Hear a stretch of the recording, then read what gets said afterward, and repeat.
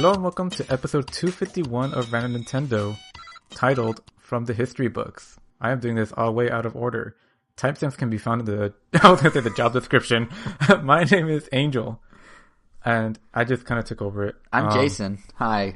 You took my spot. I'm Kevin. You're taking over the entire episode? Yeah. Wait, what? I'm gonna drive this. Yeah, I'm sorry, Jason. But my notes.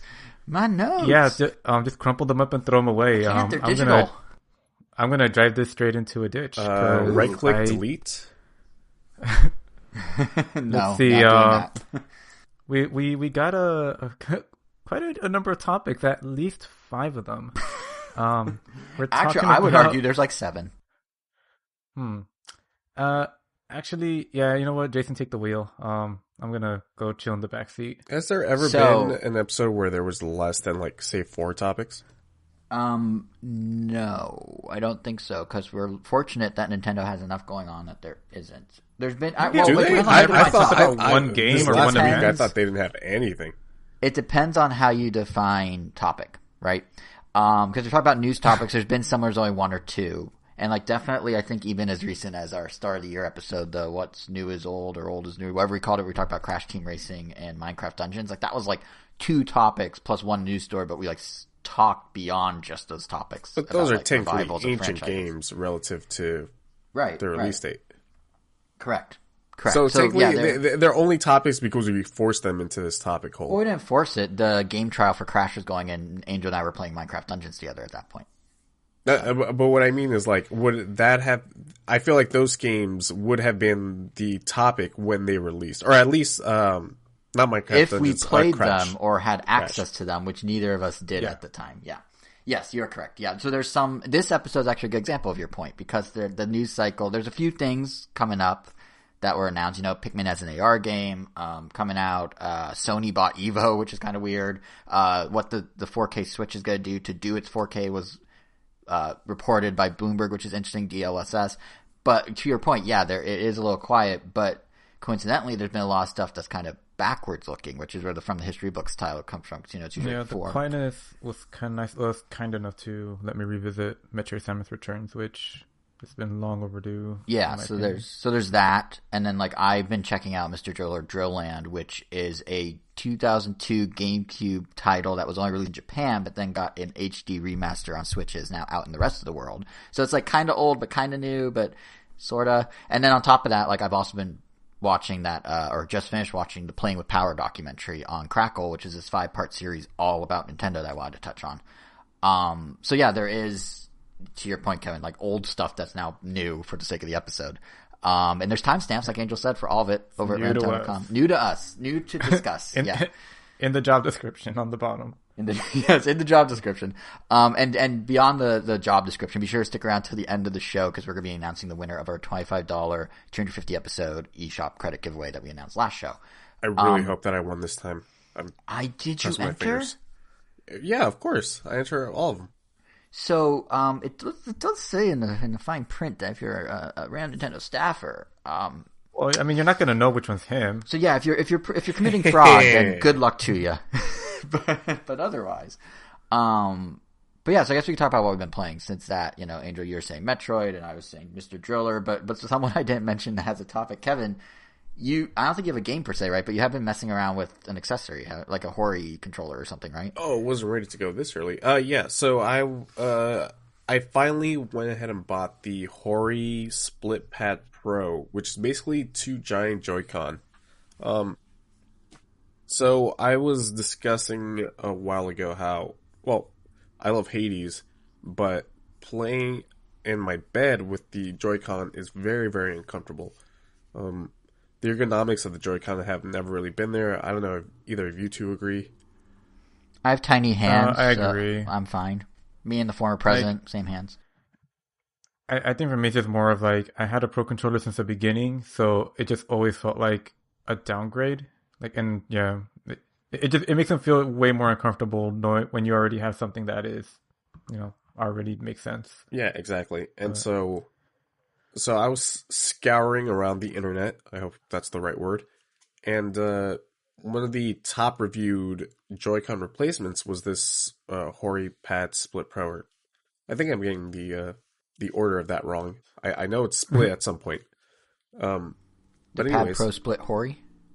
yeah, something like that. But Oh, split splat. The Oh, split God. flat Hori Pad Pro. the Split Pad Pro, yeah.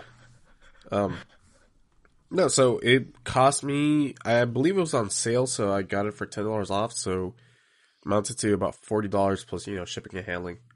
I'm liking it so far. It's definitely not as comfortable as the Switch Pro controller, but it definitely is way more comfortable than the Joy-Cons. The joysticks have a much farther travel instead of the tiny little nubs on the Joy-Con. The buttons are bigger. It has an actual D-pad and not just, the 4 directional buttons as opposed to the Joy-Con. It has an extra button on the back where I guess your your index fingers would rest, or maybe even your middle finger or your ring finger would rest. Sort of like Weird. the what's it called? What were those controllers that brought this into style? You talking about like a macro button? No, it's not a macro button. The rock candy? The rock candy. No, what? Where did that come from? The ones that were like clear, the ones you said brought us into style, right? It's like they were kind of see-through plastic and very vibrant. No. He meant brought into Think they style had this LEDs? finger rest thing. The finger rest. There's a button there. It's like a scuff controller. It's like the Xbox Elite controller where you have like a paddle in the back. Oh, okay, yeah. I think Oh, Elite but- was what brought it into fashion, the paddle, The Wii. right? The Elite, the Xbox Elite. Oh, controller. okay, yeah. I think. Well, it might have been the Elite, but this is an actual button. It's not a paddle, and so you can assign any button that you want to those buttons. So, for instance, for Hades, you press Y to attack, B to dash, and then you have to sort of move your thumb over to A to cast your projectile.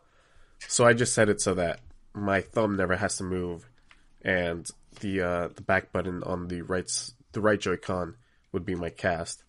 And it works pretty well. There is a turbo function, but ever since the dawn of man, I've never understood what a turbo button ever does on these sort of third-party controllers. You and me both. Yeah, and I am too lazy to figure out now at almost 30 years of age. So, yeah. As far as I can tell, I'm not sure what it's doing to the battery because I did a full Hades run with the brightness halfway, and after that, a full Hades run will usually run anywhere from 20 to 30 minutes, and it killed about 30% of the battery. I don't know if that's just because my Switch battery's so low for, this is a launch edition Switch, if it was just from that, or if these take way more power than the Joy-Con. Do But they? yeah, so far I'm having a good time with it. I'm very curious to play time of your life. Monster Hunter with these, so I could actually play that, in bed. This is gonna make gaming in bed way more comfortable than those Joy-Con would. Do they have HD Rumble? Because I've noticed that most third-party controllers. Which, by the way, when did it switch? Like, it was like Mad Catz and all these other companies, and then one day Mad Catz disappeared, and now it's like Hori and Power A. But either way, I've noticed with the Power A's, they Mad don't Catz, have Pelican. Remember Mad Catz? Pelican, yeah. There's another one too. Yeah, I can't- Nyko? Yeah. Oh yeah, Nyko. Well, yeah, that's I all think like. Nyko's still around, probably. Yeah, they are, and I think they do more accessories than controllers now. But my point was, Power A doesn't have HD Rumble included. Does Hori, or is that something that I guess Nintendo might have a patent on? Or did you notice a lack of it? I can't tell, but to be fair, I never noticed HD Rumble in any game, regardless. So Fair. It is underutilized. Yeah. Not even went to Switch? I mean, that's the only one where you notice, oh, this is HD Rumble and not just regular Rumble. Sort of notice it, to be fair, with Mario Odyssey. They do different types of Rumbles for different things in there. My favorite I mean, you being say that, my favorite being but off the top of my head, my favorite. Oh, I got one. Definitely. The little upspring character. You know when you cap or you use Mario's cap to capture someone. When you cap someone. when you cap that enemy. When you cap a fool. No, but when you do the capture thing and you become the little uproot guy who you can vertically extend your legs super high, it does the rumble. It does a little noise first of all, it goes like "Wah, wah," with the controller, but it also you feel like as you pull down to launch, the rumble kind of move down the controller and then move back up as you launch. which I always thought was kind of cool. It's really subtle, but it's there. It like kind of does like a down-up thing on the controller. Well, I wasn't able to tell the difference back then. I doubt that if these had HD Rumble, I'd be able to tell the difference now. Yeah, so far a sound investment, and it is dock friendly. I was very worried about that when I got them, but if you're not, how much was you it? can absolutely dock these without any problem. And now I can throw away my Joy-Con. That's not true. I'm not gonna throw away. Ooh. I'm definitely gonna put them in a shoebox somewhere. How much did it cost? The Hori, I imagine it's cheaper. It was on sale, so it was about $40. Oh, that's not bad at all. Given a Joy-Con is like $70. It's not bad. Yeah, exactly. Yeah. Nice. Yeah, so those are my impressions of the Hori Split Pad Pro. Trademark and copyright by Hori right there. Yep. Official name. All right, I guess we can move on to the actual games then, which, we talked about Metroid Samus Return, we talked about Mr. Driller. I guess, it is actually the 10th anniversary of the 3DS this weekend, fittingly.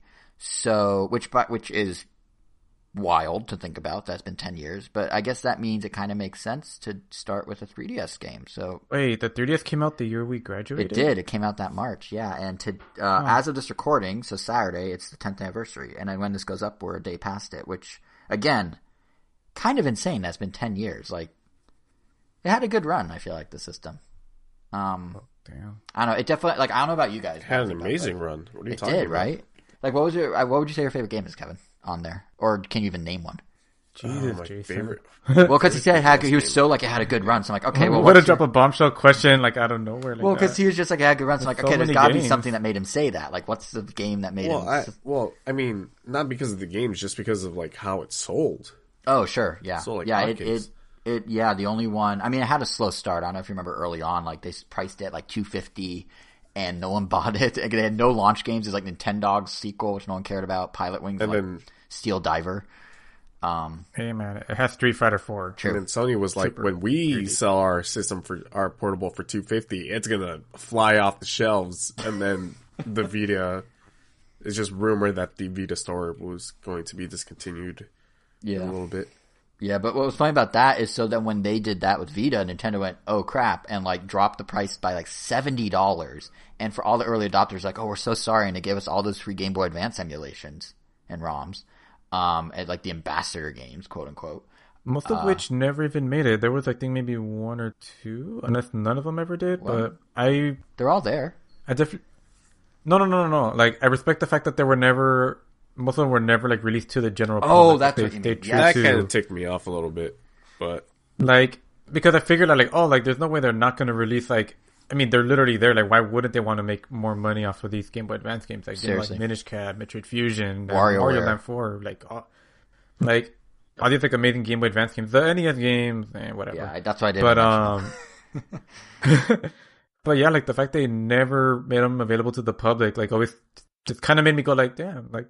That's cool, Nintendo. And I like, honestly... It sucked for them, but that was pretty cool. It made it feel way more special. I honestly thought they were going to, too, because they gave us... Remember they gave us an app that was like a certificate of, like, you're an early adopter? I forgot what they called it. Like, ambassador certificates. So I'm like, well, that's the out. Hey, we gave you these games early, plus you have this exclusive display thing in your system. But you're right, they never did it. I don't know. I didn't mind being an early adopter, though. Like, I thought... Like, the first time I played the 3DS... Like, I had the same sort of wow moment. I mean, we had stuff to do. I mean, we had the AR games. Yeah, exactly. I definitely played Street Fighter 4 3D edition to death. Mm-hmm. So. But I was just saying, like, and even, like, that early, like, the AR, like, Face Raiders was kind of cool. And the whole, like, early, seeing that Glasses 3 3D for the first time did have, I mean, gameplay implication-wise, it wasn't nearly the same scale. But in terms of, like, the wow moment, it matched, for me, the first time picking up a Wii Remote. Like, just like, whoa, this is some crazy tech. And it was, I do remember, like, we showed everyone in college, like, look at Face Raiders. Like, you gotta try Face Raiders. Like, it was really cool at the time. The 3D store fell to the wayside pretty quick. I can't think of very many games that, like, genuinely, gameplay-wise, benefited from a 3D depth effect. Like, visually, sure. The diorama effect was cool. Some games, like, leveraged that. I thought A Link Between Worlds was cool, and how it's basically a normal Zelda, 2D Zelda, but they played with verticality. They played with 3D versus flatness using like the paper form of Link and stuff. So like it leveraged that it had the technology, but it could have worked without it too. Like nothing really like required the 3D, but it was still a very solid system. Yeah, I never turned on the 3D in my 3DS. Really? At all? Ever. Wow. But I'm weird in that like I also don't play portable games with the sound on, so Oh. That's a little strange. Yeah, I had that cranked up all the way all the time. Yeah, I made sure to like maximize 3D when I could. But then after a while, I take that back. I noticed over time I started dropping it down because I was like, this isn't worth like sitting at different angles and whatnot. But yeah, it was a cool system. It was. Happy anniversary 3DS. But yeah, one of the like swan songs of the system was what you've been playing, Angel. Sorry, I went on a tangent there, which is Metroid. Oh, so you didn't have a game then? What, me? Kevin? You? Either? Because I think you asked them. Oh, true. I mean, my favorite game on 3DS is Fire Emblem Awakening. That's when I got really into the Fire Emblem games. It is the one that saved the franchise too. Or Shin Megami Tensei 4. Either one of those. I think. Is that the one that's getting a remake on the Switch? No, that's Shin 3. Megami Tensei 3. Nocturne, which comes out May 24th. They just announced the other day, so pretty soon. They announced it for PC, and for once, I might just stay happy with getting the Switch version. Wow, look at you. That seems more of a stay in bed kind of game. Right. Angel, what would you say your favorite 3DS game is? And then I guess I'll say mine. Oh man, there's way too many to pick out from individually because there was like Monster Hunter 4 that we played a ton. I mean, the Ace Attorney games on there were also amazing. I mean, we even have the crazy collab that was like Ace Attorney and Professor Layton. But yeah, I think I would have to definitely just pick Rhythm Heaven Fever. I mean, Megamix, just because that like Fever I felt always had to be on the 3DS, and pretty much getting all of Fever, pretty much all of this Rhythm Heaven vanilla, because that's what they called it here in the US, just Rhythm Heaven. But it was the DS one and the Game Boy Advance one all in one, and new games, and I don't know. I think that game is like pretty close to like the perfect game in general for me. Mm-hmm. I just could never get tired of it. I'm glad that's because any game, no matter what it is, outside of Rhythm Heaven, like Smash Brothers or Mario Kart, like even though I love all these games, there are times when I'm just not in the mood to play them. And I feel I can never say that about Rhythm Heaven. Like I can always play that and always just have a good time and just like unwind with it. And yeah, it's like therapeutic, fun, and just love everything about it. That's totally me with WarioWare generally, which makes sense since it's the same team. WarioWare is just the non-musical Rhythm Heaven ultimately. But I did notice with WarioWare on the 3DS with Gold, it was a collection of old games, but more to the point. Oh, you actually got that. I did. One. More to the point, though, I got, after the Switch came out, so I found myself not actually playing it as much as other WarioWare because my attention was sort of split at that point. But, so like, in a way, like because you picked Rhythm Heaven, I almost want to say WarioWare because everything you said about like it, my Hori pad. Like your Hori pad, like your Split Pad Pro, yeah. But yeah, like I almost want to say WarioWare just on that principle, but I think for me, I already said it, but I think A Link Between Worlds was really like the sweet spot of, and maybe I'm biased because it's one of the few games I actually fully beat, but just the way it like took sort of traditional gameplay, but then sort of layered on the 3D stuff, where it felt like it was actually, again, it didn't change the gameplay, but it just like leveraged what the system could do, and it still had the diorama effect because you're looking down at it, but it had the verticality where like the stack of things would come back up at you, kind of like Triforce Heroes did as well, which was another pretty good game, but I don't know, Triforce Heroes wasn't as good. Yeah, I think A Link Between Worlds might be my favorite on 3DS, but there's a lot. And I will always applaud the ambition of Kid Icarus Uprising and that silly little accessory to play it with, because you don't have enough hands to properly play it as a human. Sakura! Seriously, that needs to just come to Switch already. Like, you got the Split Pad Pro, you have 2 Joy-Cons, there's a way you can do it as it's intended. Just HD, just make it HD, call it a day. But it was specifically designed for that interesting control scheme. It's not going to work with dual joysticks. Yeah. They say that about a lot of things. Skyward Sword begs to differ. Yeah, exactly. They say that about a lot of games, and then look what happens. So they get worse. But to be fair, I would argue it's still better to play it with a Wiimote and nunchuck.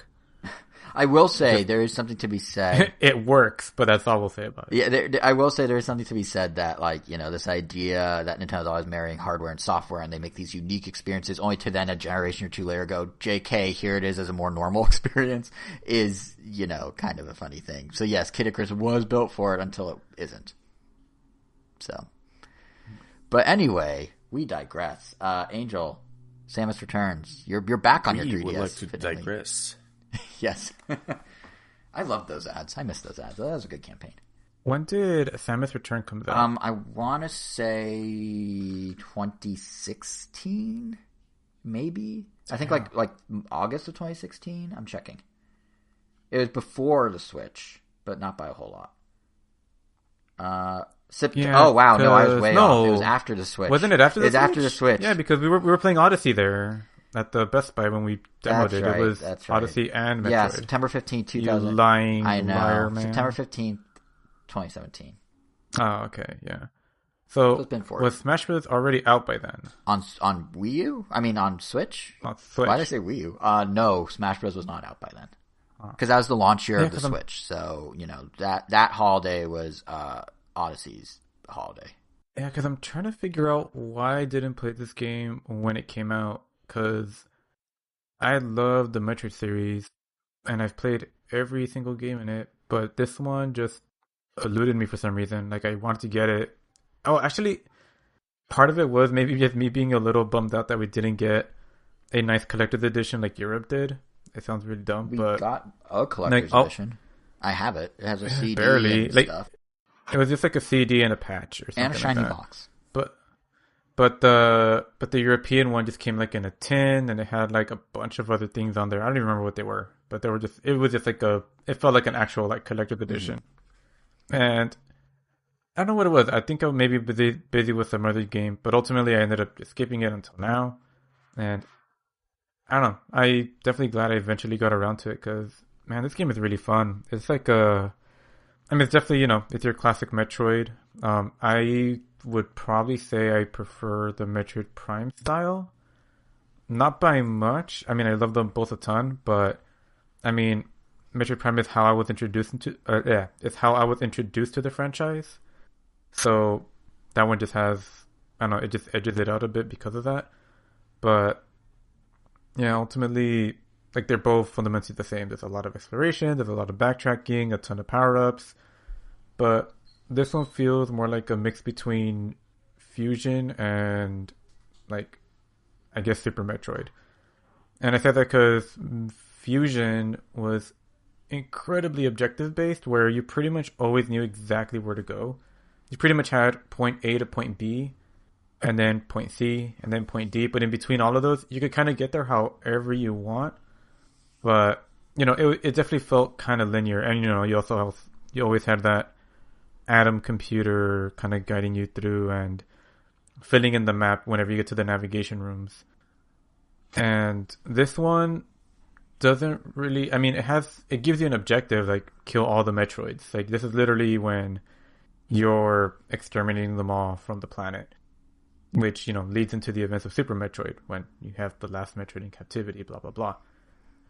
And while you do have that objective, you could tackle the Metroids in any order you want. And if anything, it's more like in the order you happen to find them, because the maps tend to get bigger and bigger, and you don't really get told where to go. You're just kind of wandering around, and you get a little, I guess, a sonar on the bottom that as you get closer to a Metroid, it starts blinking faster, faster, faster, and faster.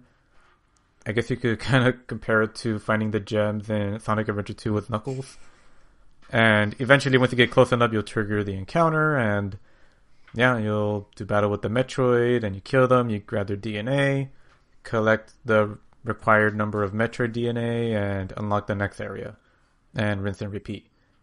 But it still feels pretty freeform. And even though there's like a lot of backtracking that I know I already have to do, it's kind of teased throughout, and it doesn't feel like it's limiting the map. Like, it still feels there's plenty of map to explore, but they're still showing you like, oh, look at this little tiny block, or this like room over here, like you can't get to it yet, you have to come back later with something. And once you get those powers, it's very incremental, but like every power does like really make a big difference, like in a cool way. Like, I feel like when you first start the game, like Samus has I would say a pretty decently sized jump, but by the time you unlock the high jump, like, you end up feeling like, whoa, like, this feels really normal now. But it almost feels like Samus is jumping like a ridiculous amount. And then eventually you unlock the space jump, which, lets you jump infinitely. Like, just keep tapping B. which is kind of nuts for, a side-scroller game because, you would think like, oh, that might make traversal really easy, but everything is pretty corridory. So, enemies will still be getting in your way very constantly. And that's another thing that I kind of missed about these Metroid games, is that they're really tough. Like, you take damage, like, I don't know, you lose a lot of health really quickly. And I would say, like, getting hit by an actual attack, not just running into an enemy, will take away probably, like, an entire, like, life meter, which, it's 100 every single time. Or, yeah, it will take out an entire energy tank. There you go. And you collect energy tanks as you explore the world. You find the little hidden tanks spread all over, just with the missile expansions. But yeah, like it's like 2 or 3 hits and you're dead. And that's until you've unlocked, even more energy tanks. Like even right now, like I feel like I'm 3/4 of the way done. Like I feel like there's only a little bit more and then I'll be done with the game. But yeah, even then, I still die really quickly, especially when you fight the bosses. Like, even just touching the boss without actually getting hit by them deals a ton of damage. So, yeah, it's definitely tough, but it forces you to kind of strategize and take your time with it. You can't, sometimes, depending on the situation, you do just try to, like, bum rush through everything. And, just running into things and just trying to get through just because, you're kind of, like, already low on health, but you don't really, but there's like so many enemies you kind of have to go fast. But I don't know, patience definitely pays off a lot. This game though, I did play the original Metroid. I guess at the time it was called The Return of Samus. The way they flip the name is always funny to me. like we're gonna remake it, but let's just reverse the words. But anyway, sorry, you're saying. Oh yeah, they've changed this game a ton. Like pretty much it's almost akin to, I would say, maybe not quite Resident Evil 2, because then that one's pretty much complete. No, it's bigger than that. It's bigger than that. It's a little bigger. It's like if they re-rendered all of Justice. Like if Justice League was a CG movie or a hand-drawn movie, and then they rendered it as a CG movie, right? I mean, because I don't want to say it's quite Pokemon, the first movie, the remake, because that one literally did that, what you just described. But essentially, yeah, it's still the same game. You're still hunting Metroids, but everything is given like a lot more like life and pop, which is just really cool. Like, for instance, like sometimes you're, like harassed by things in the background. Like you get way more abilities. Like in this game, they introduced something called Ion abilities, and so far I've unlocked 3 of the 4. And these might seem kind of broken in the beginning, but I guess the way they managed, because they all use the same resource, it does end up feeling balanced. Like in the beginning, you unlock the sonar one, which essentially, like if you press a different direction on the D-pad to change which ability you want to use. And yeah, like the sonar one will create like a giant wave that will essentially reveal a pretty decently sized section of the map. And yeah, in the beginning you might be spamming it a ton just to reveal like as much of the map as possible. But as you start to unlock other abilities that you end up finding yourself using a ton, like you end up getting a super shield that can destroy, little barriers and protect you from like specific plants and enemies. Like that drains your resources pretty fast. And eventually you also discover I guess we'll call it the frenzy mode, where pretty much like for a couple seconds you're going to be firing bullets like a machine gun. And that one is extremely useful against the bosses, but it drains your energy super fast, so eventually you might be like, oh damn it, I'm not sure where to go, and you don't have the sonar to save you. So you do just kind of have to pay attention to the map of where you've been and see like, alright, this does not have that little line that indicates I hit a wall, so I probably need to go there. So there's definitely a lot of that. But I don't know, something else that's great is just seeing like the Metroid evolutionary line just being like rendered out this way. Because like I feel like we're all used to seeing Metroids in their, I don't even know what to call them, their little brain teeth mode. Pretty much when people say Metroid, like they have that image because that's like all they ever see. Looks like what is it inside DNA that looks kind of like a Metroid, or in a cell. It's just like a little space Yeah, jellyfish. with like little fangs. Yeah. So yeah, those things. Yeah, like the second form that you fight pretty early on. In fact, I don't even think you ever fight a Metroid in that jellyfish form. Like I think you immediately face off with them, like yeah, face off against them in their next stage, which is kind of like an upside down Metroid. Like the see-through-ish part is on the bottom, and yeah, like they'll like rush at you, and you have something in this game like that. It's pretty much a parry, which is really cool. And this parry will let you one-shot kill a lot of enemies. Like just about every enemy in this game will like charge at you when you get close enough to them. They'll give off like a little spark, and then they'll approach you in some way. And if you press the parry button, which is the topmost button, I believe that's why. Samus will swing her arm cannon up and like smack them, and if you fire at them immediately after, you'll kill them in one hit. And it's extremely like important to like get that down, just because if you don't, a lot of these enemies do take quite a while to kill, and you know, missing opportunity to one shot them is pretty bad. Not to mention that sometimes you have multiple enemies at once, and you might want to bait one out to attack you, but then the other one might attack you first, and that might mess it up. So you definitely have to, you know, pick your battles wisely. But, you know, and after that Metroid, like, you know, it evolves into another form that looks kind of like a creepy giant spider monster. And they're all really tough. They have a lot of area of effect moves. They'll shock the entire floor. They'll rush at you. They'll fly and dive bomb you and drop electrical bombs. Like, it's like, it almost makes me want to revisit the old one just to be like, how did this look again? You're gonna be disappointed. Really hard to imagine, like, yeah, like, it's really hard to imagine this, like, giving you that same kind of feeling on a Game Boy. Like, literally, not even like a Game Boy Advance. I mean, the like, original Game game's from like Boy. 1991, so it's early Game Boy too, before they really harnessed the tech fully. I mean, I literally just finished a sequence where, like, there's like this giant, really giant robot in the background that first, like, kind of like, it triggers the cutscene. Samus walks up and they kind of look at each other, but then it kind of like walks away into the background. Just like, you know, and as it walks away, you hear the rumbling that it's causing in the caverns.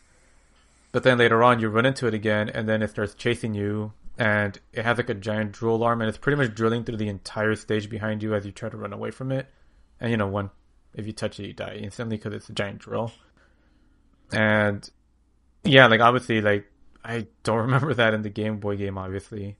So you know, they obviously added some stuff in there to spice it up, along with those Aeon abilities. The parry that you're mentioning, isn't that like a lingering thing from Metroid Other M? I seem to remember a similar move.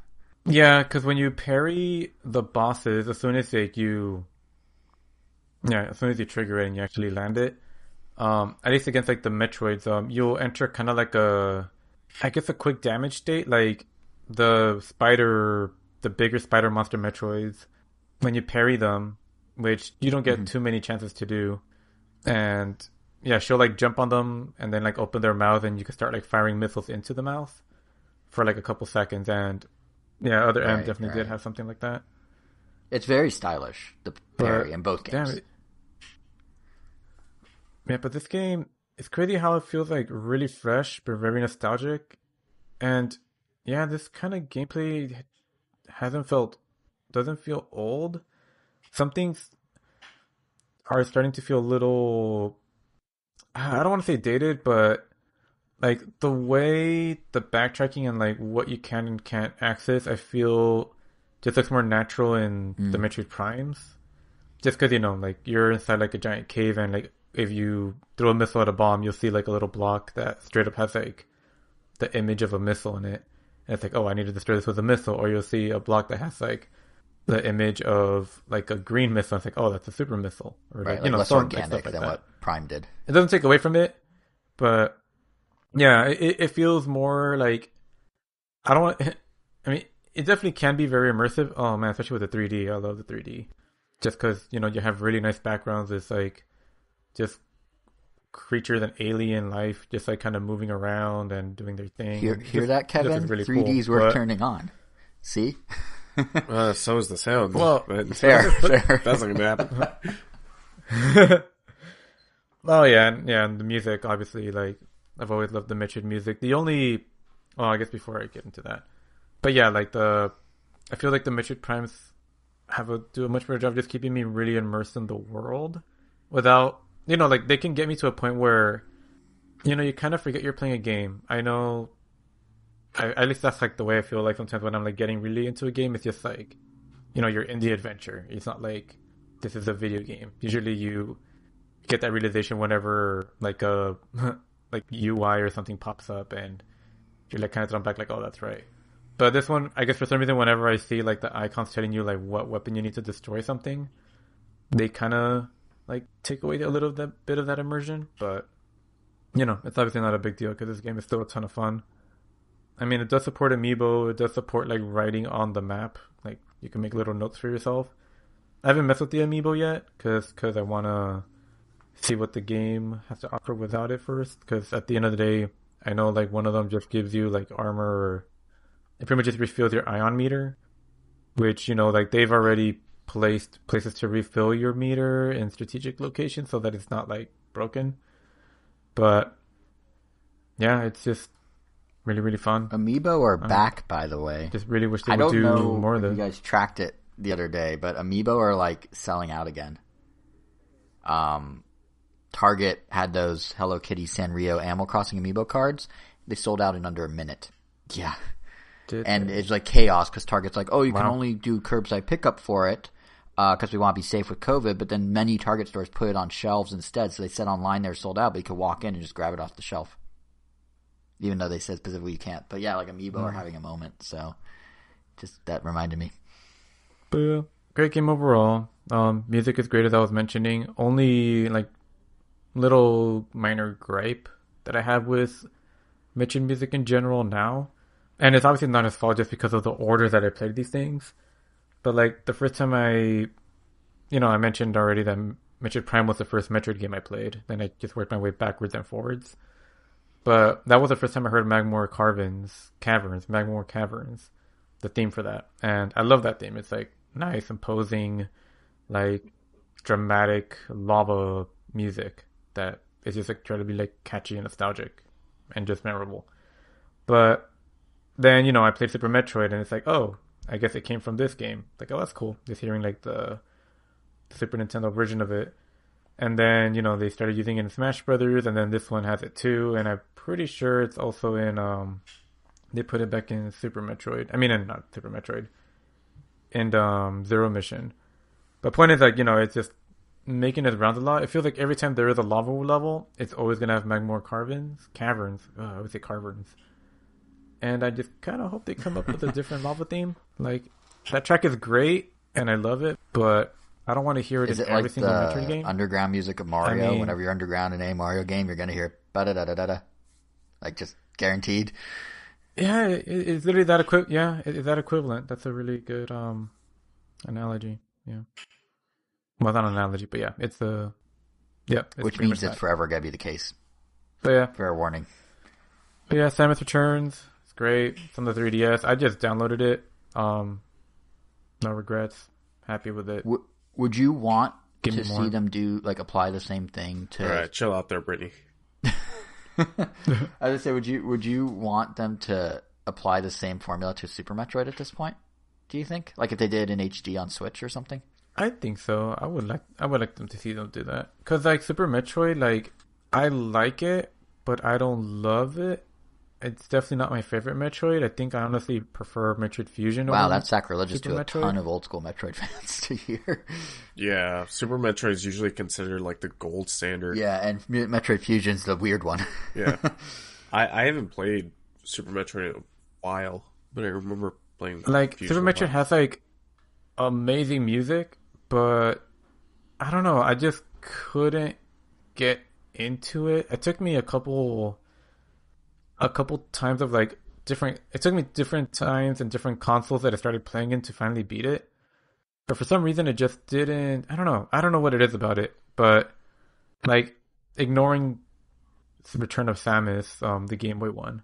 Just, I mean, I guess if I had to rank them, at least the 2D ones, I would probably put. Damn, I really love Metroid Fusion. Probably like Metroid Fusion first, then Zero Mission. Maybe, I mean, by the time I'm done with this one, like this one might be my new favorite. Maybe right after Zero Mission. But if I were to include, any of the 3D Metroids, they would easily take the top 3 spots. Probably in the order of like Metroid Prime 2, Metroid Prime 3, Metroid Prime 1. But, oh no, actually no, probably Metroid Prime 2, Metroid Prime 1, Where Metroid does Prime 3. other M fit in here?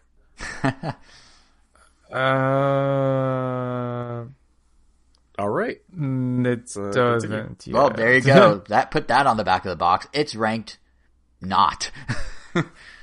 Yeah, I haven't fully beaten it either. I just like No one blames you. Damn it, because I like how it looks, and I like kind of how it plays. Like certain parts of it, I think are really great. But I mean, I also just really like the story of Metroid, and I really like Samus as a character. Like she's definitely one of my favorite like Nintendo characters, and yeah, that game did not do her any favors. It definitely took away what made her like a badass and kind of turned it around, unfortunately. But yeah, so that's Metroid Samus Returns on 3DS, available now until they decide to close the eShop forever on 3DS. Which hopefully won't be anytime soon. But that's Or what if the they thing just about digital arbitrarily only is, choose a like, date to stop selling that game. like you mean like March 31st, That game in 2021? particular, yeah. Hypothetically, The Mario Wing. The R.I.P. Mario, brother of Luigi Mario. Next time we talk, you guys, next episode, Mario's dead. There is no more Mario by the next episode. So, like, really pay your respects to Mario while you can. Kind of a weird way to end an anniversary year of Mario. Yeah. But, well, it's kind of like, let's celebrate how he lived, because now he's going to die. But, I wonder if they're going to announce it on April 1st. Like, surprise, 3D All-Stars are now available as individual games at $20 a pop or something. Although, I am kind of happy that I'm sticking to my guns so far, and I'm refusing to get the All-Star Collection or any of those things. Just because of the scarcity. Right. Because, it is tempting. It's like, oh, they're not going to be available anymore. Maybe I should just get it just to have them. But I don't need it. Like, I don't And it's not just Mario. Like, I have... Fire Emblem, the NES one, is getting shut down too. No, but I mean, But, they're doing it with multiple games. Oh, no, yeah. Yeah, and I mean, I feel like if I were to ever, like, undoubtedly just buy the Mario collection without thinking about it, it would probably be in the next console cycle. Because right now... it still feels too fresh. Like I mentioned before, like the GameCube is like right there. Like everything is still really accessible, and I know they all still work. So it doesn't. I feel like I would get more out of playing it on the GameCube than on the Switch. I will say the Sunshine controls a generation or two are better on GameCube. Yeah. But a generation or two from now, like then I would be like, yeah, I definitely want easier access to Galaxy and Sunshine and even Mario 64 probably. But it's funny that you're saying that because it's too soon. It's funny that you're saying because that's gonna happen. We know like they're gonna release these games. Of eventually. course. How many times did they re-release like Mario 3 or World? Yeah, it's the Disney Vault. I mean, that's all it is. But it is funny that you're saying that like the games aren't that old yet, because the game I've been playing from like the annals of history is also the same age as Mario Sunshine, but because it was only out in Japan on GameCube, like it's this whole new thing now, two decades later, which is Mr. Driller Drill Land. It literally came out the same year as Sunshine, but never left Japan. And for me, this was actually, I don't know, have you guys ever played Mr. Driller? Nope. I didn't really dig it, so I see what you did there. Yeah. But yeah, this is my first Mr. Driller game as well. I was always kind of love the concept though. Yeah, I was intrigued by the premise, because it's essentially a puzzle game inverted, right? Like instead of trying to place blocks in certain sequences as they fall, you're this little guy, Mr. Driller, who's trying to break up pre-placed blocks. But the thing is, like a normal puzzle game, the more blocks the same color that you kind of drill down on, the ones that are touching, the more you clear as you drill. So it's like a normal puzzle game in that you're seeking out combos, but since you're this little guy drilling, you also have to accommodate for A, not getting crushed by blocks above you as they fall, and B, having enough air to keep going. It's not just, about navigating to the best block patches with the most concentrate color. You also have to strategically move around to know where to get air, where to avoid getting squished, kind of figuring out how the blocks are going to fall, all like really rapid fire. It's a very unique premise. It's pretty fun. And I mean, really the air gauge thing is just the game's version of a timer, just disguised as a gameplay mechanic. But like that in and of itself is a lot of fun. It's kind of more, now that I've actually played it, it's kind of a more like arcadey, fast-paced take on a puzzle game. Because, more modern times, you look at it, it may remind you of something like SteamWorld Dig. That's a beer. But It is, yeah. But It's a brewery. but yeah, like SteamWorld Dig. Yeah, oh, that's true. It's a brewery that makes. Do they have one called Modern Times at Modern Times? No. They do have this one beer called Monster Park, which is my favorite beer of all time, and it's only seasonal, so I will never be able to get it again. Is that where you got the growler from? Did we ever get a growler from Modern No, it Times? was Or some it, other like, place. from That other was places? Satan's Abbey or something like that in San Diego.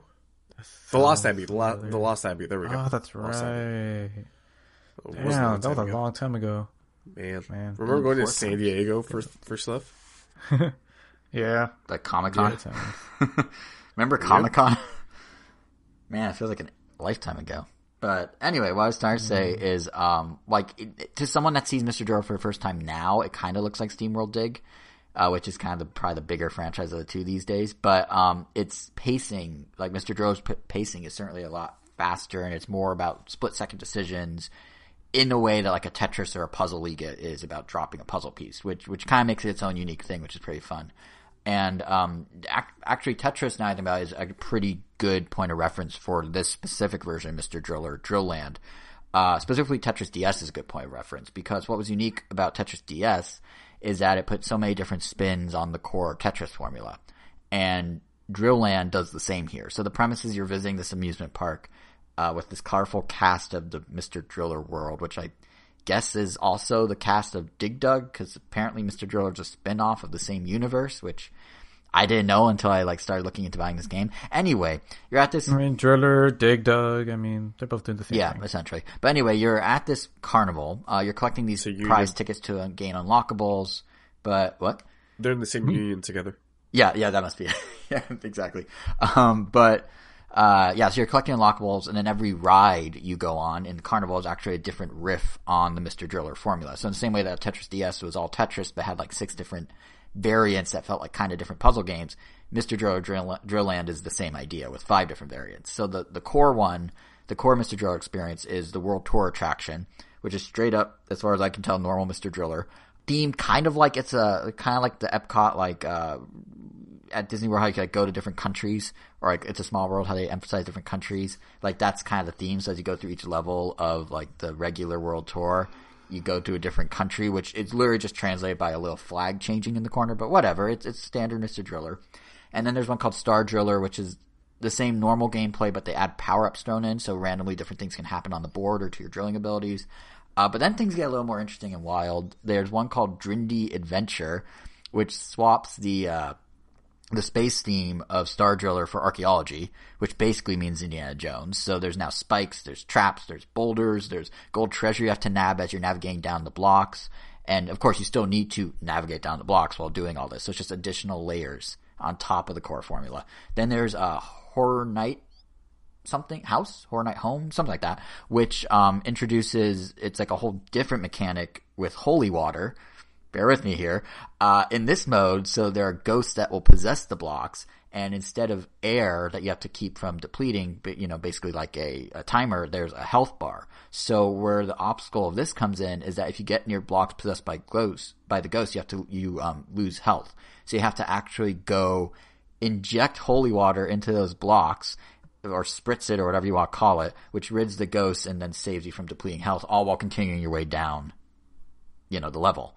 And if adding that mechanic wasn't enough, then there's a whole third mode called the Whole of Druaga mode, which, again, fittingly with the Tetris DS metaphor I'm running with here, is a mode based on an entirely different game. So the same way Tetris DS, like each mode was a different Nintendo franchise, this mode, Whole of Druaga, is based on Namco's Tower of Druaga, which is kind of a old school RPG dungeon crawler thing. And that means this mode is actually really elaborate. So you're still drilling, but now it kind of is more like SteamWorld Dig in a way. You have a map. There are multiple rooms with branching paths. There are enemies you fight as you dig around. Ultimately, you need to find a key, and you go fight this big boss battle. And every time you drill, you lose 1 HP. So you have to be strategic about how you're going to drill, where you're going to drill, what you're going to do. It's literally like a little diet RPG stuffed inside a puzzle game, which is actually pretty impressive that they made it work. And, again, like Tetris DS, what's cool about these modes is ultimately they're built from the same core game, right? So the core controls are all the same, the gameplay mechanics are all the same, the way the difficulties are structured are the same. each of these modes has 3 different tiers of difficulty. They each leverage the same in-game shop to let you buy items to be able to use when going back into the puzzle should you need help. Likewise, the presentation values are all equally good across all of them. Really, the whole package is really nice looking, because the nice thing about this game is in 2002 on GameCube, it used flat 2D hand-drawn art. So when they jumped to HD, it looks as good as any other modern game would, because it's still flat 2D art that they just sort of up-resed. And the music is also, like, there's some really catchy stuff in here. And even though it at times sounds kind of like the theme songs to kids shows, specifically the World Tour mode, it's super catchy. Like, I have it stuck in my head like days after every time I play it.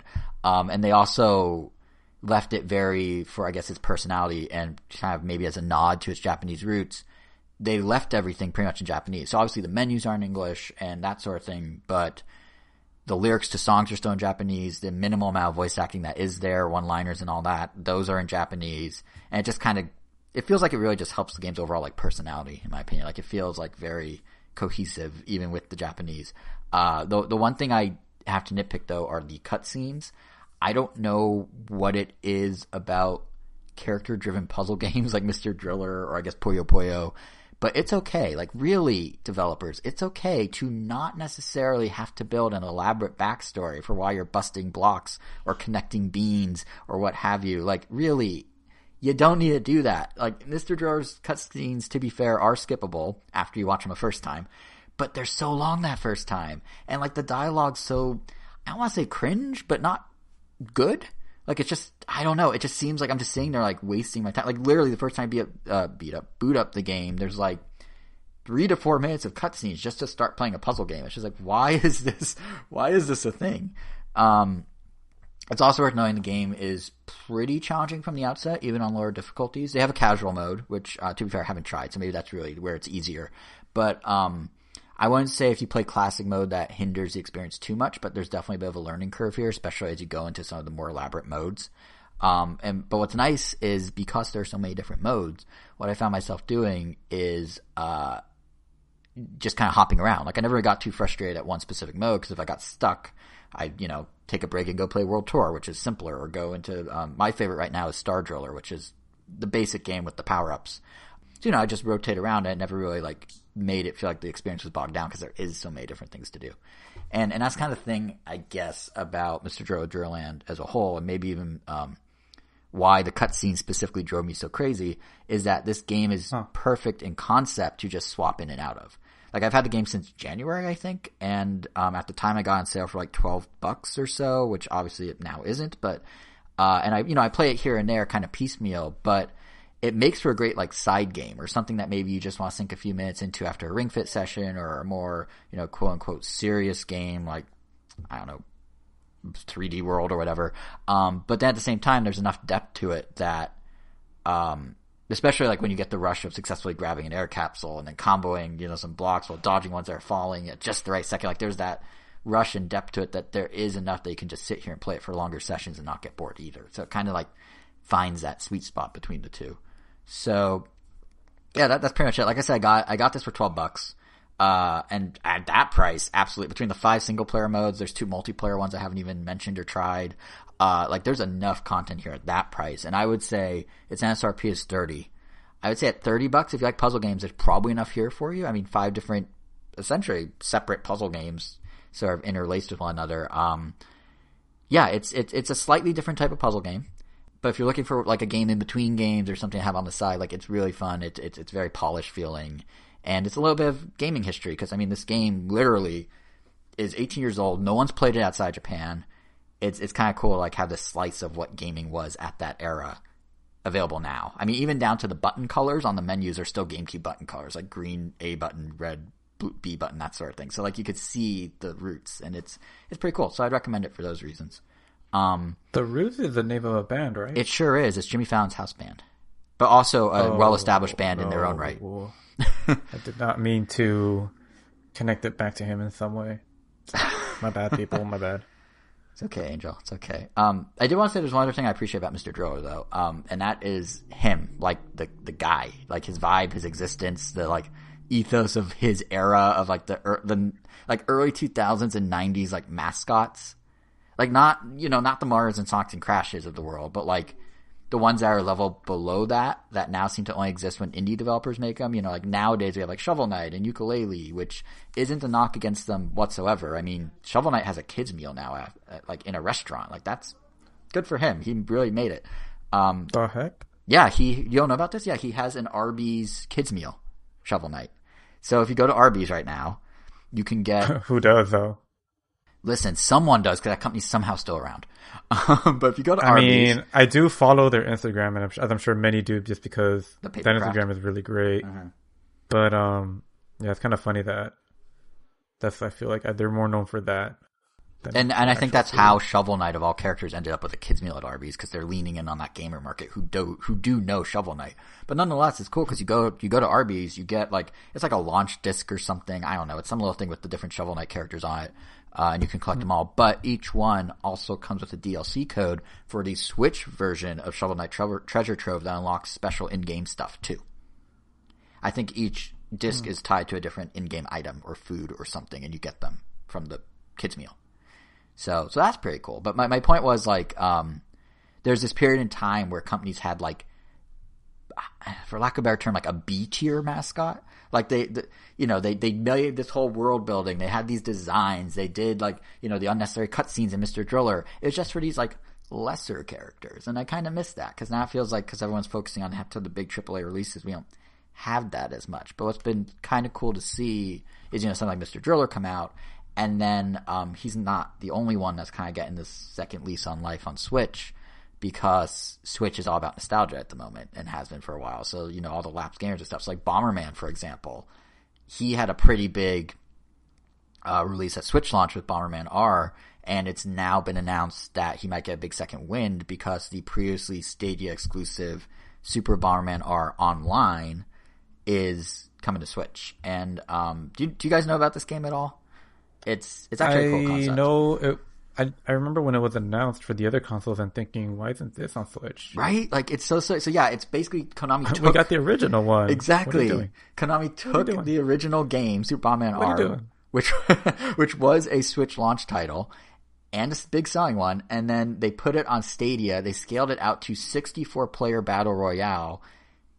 Like, it makes so much sense on Switch. They even have the 64, Nintendo 64. Come on, Nintendo. It makes sense. Bring it back. And, I mean, really what it really was, the Tetris 99 or the Mario 35 formula applied to Bomberman. So you're still doing your thing in a normal Bomberman-sized level with a normal number of opponents, but the sides of the screen are flanked with a bunch of other battles also happening. And the longer you last in yours, the fewer battlefields remain until ultimately, hopefully, you're the winner. That's the idea, at least. And from my understanding, it is very much Bomberman R. Like, to your point, Andrew, like, we had the originals. So, like, all the outfits are there. There are some new ones, too. There's, like, 100 different customizations. But it's the same engine, the same games, the same controls, just with this online-first angle.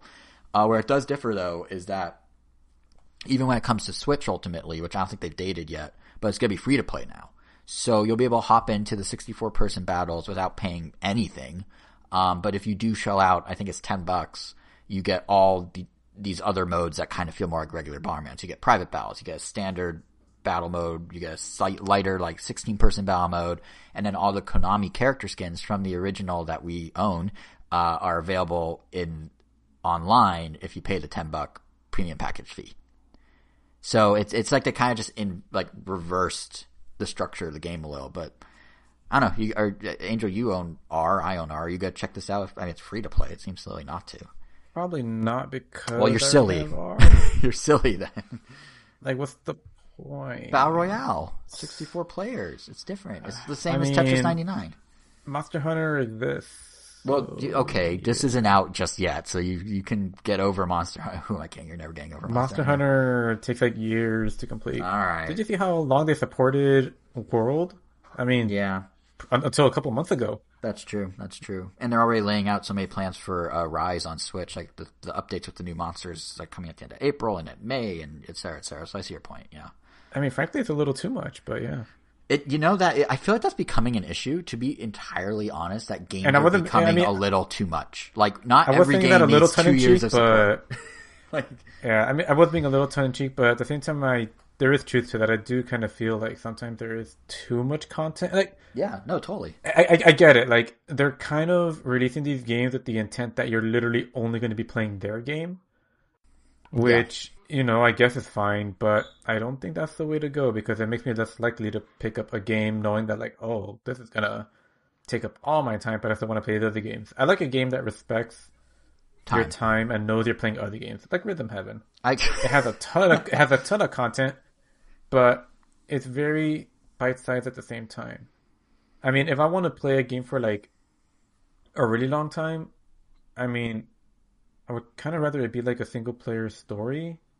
Like Monster Hunter is kind of an exception because like there's also games like Smash Brothers that also take up a ton of your time, but that's kind of like it's on you. It's not like Monster Hunter where like they just keep adding and adding and adding and adding and adding. It's like just when you think you're done, it's like, oh, you're not done.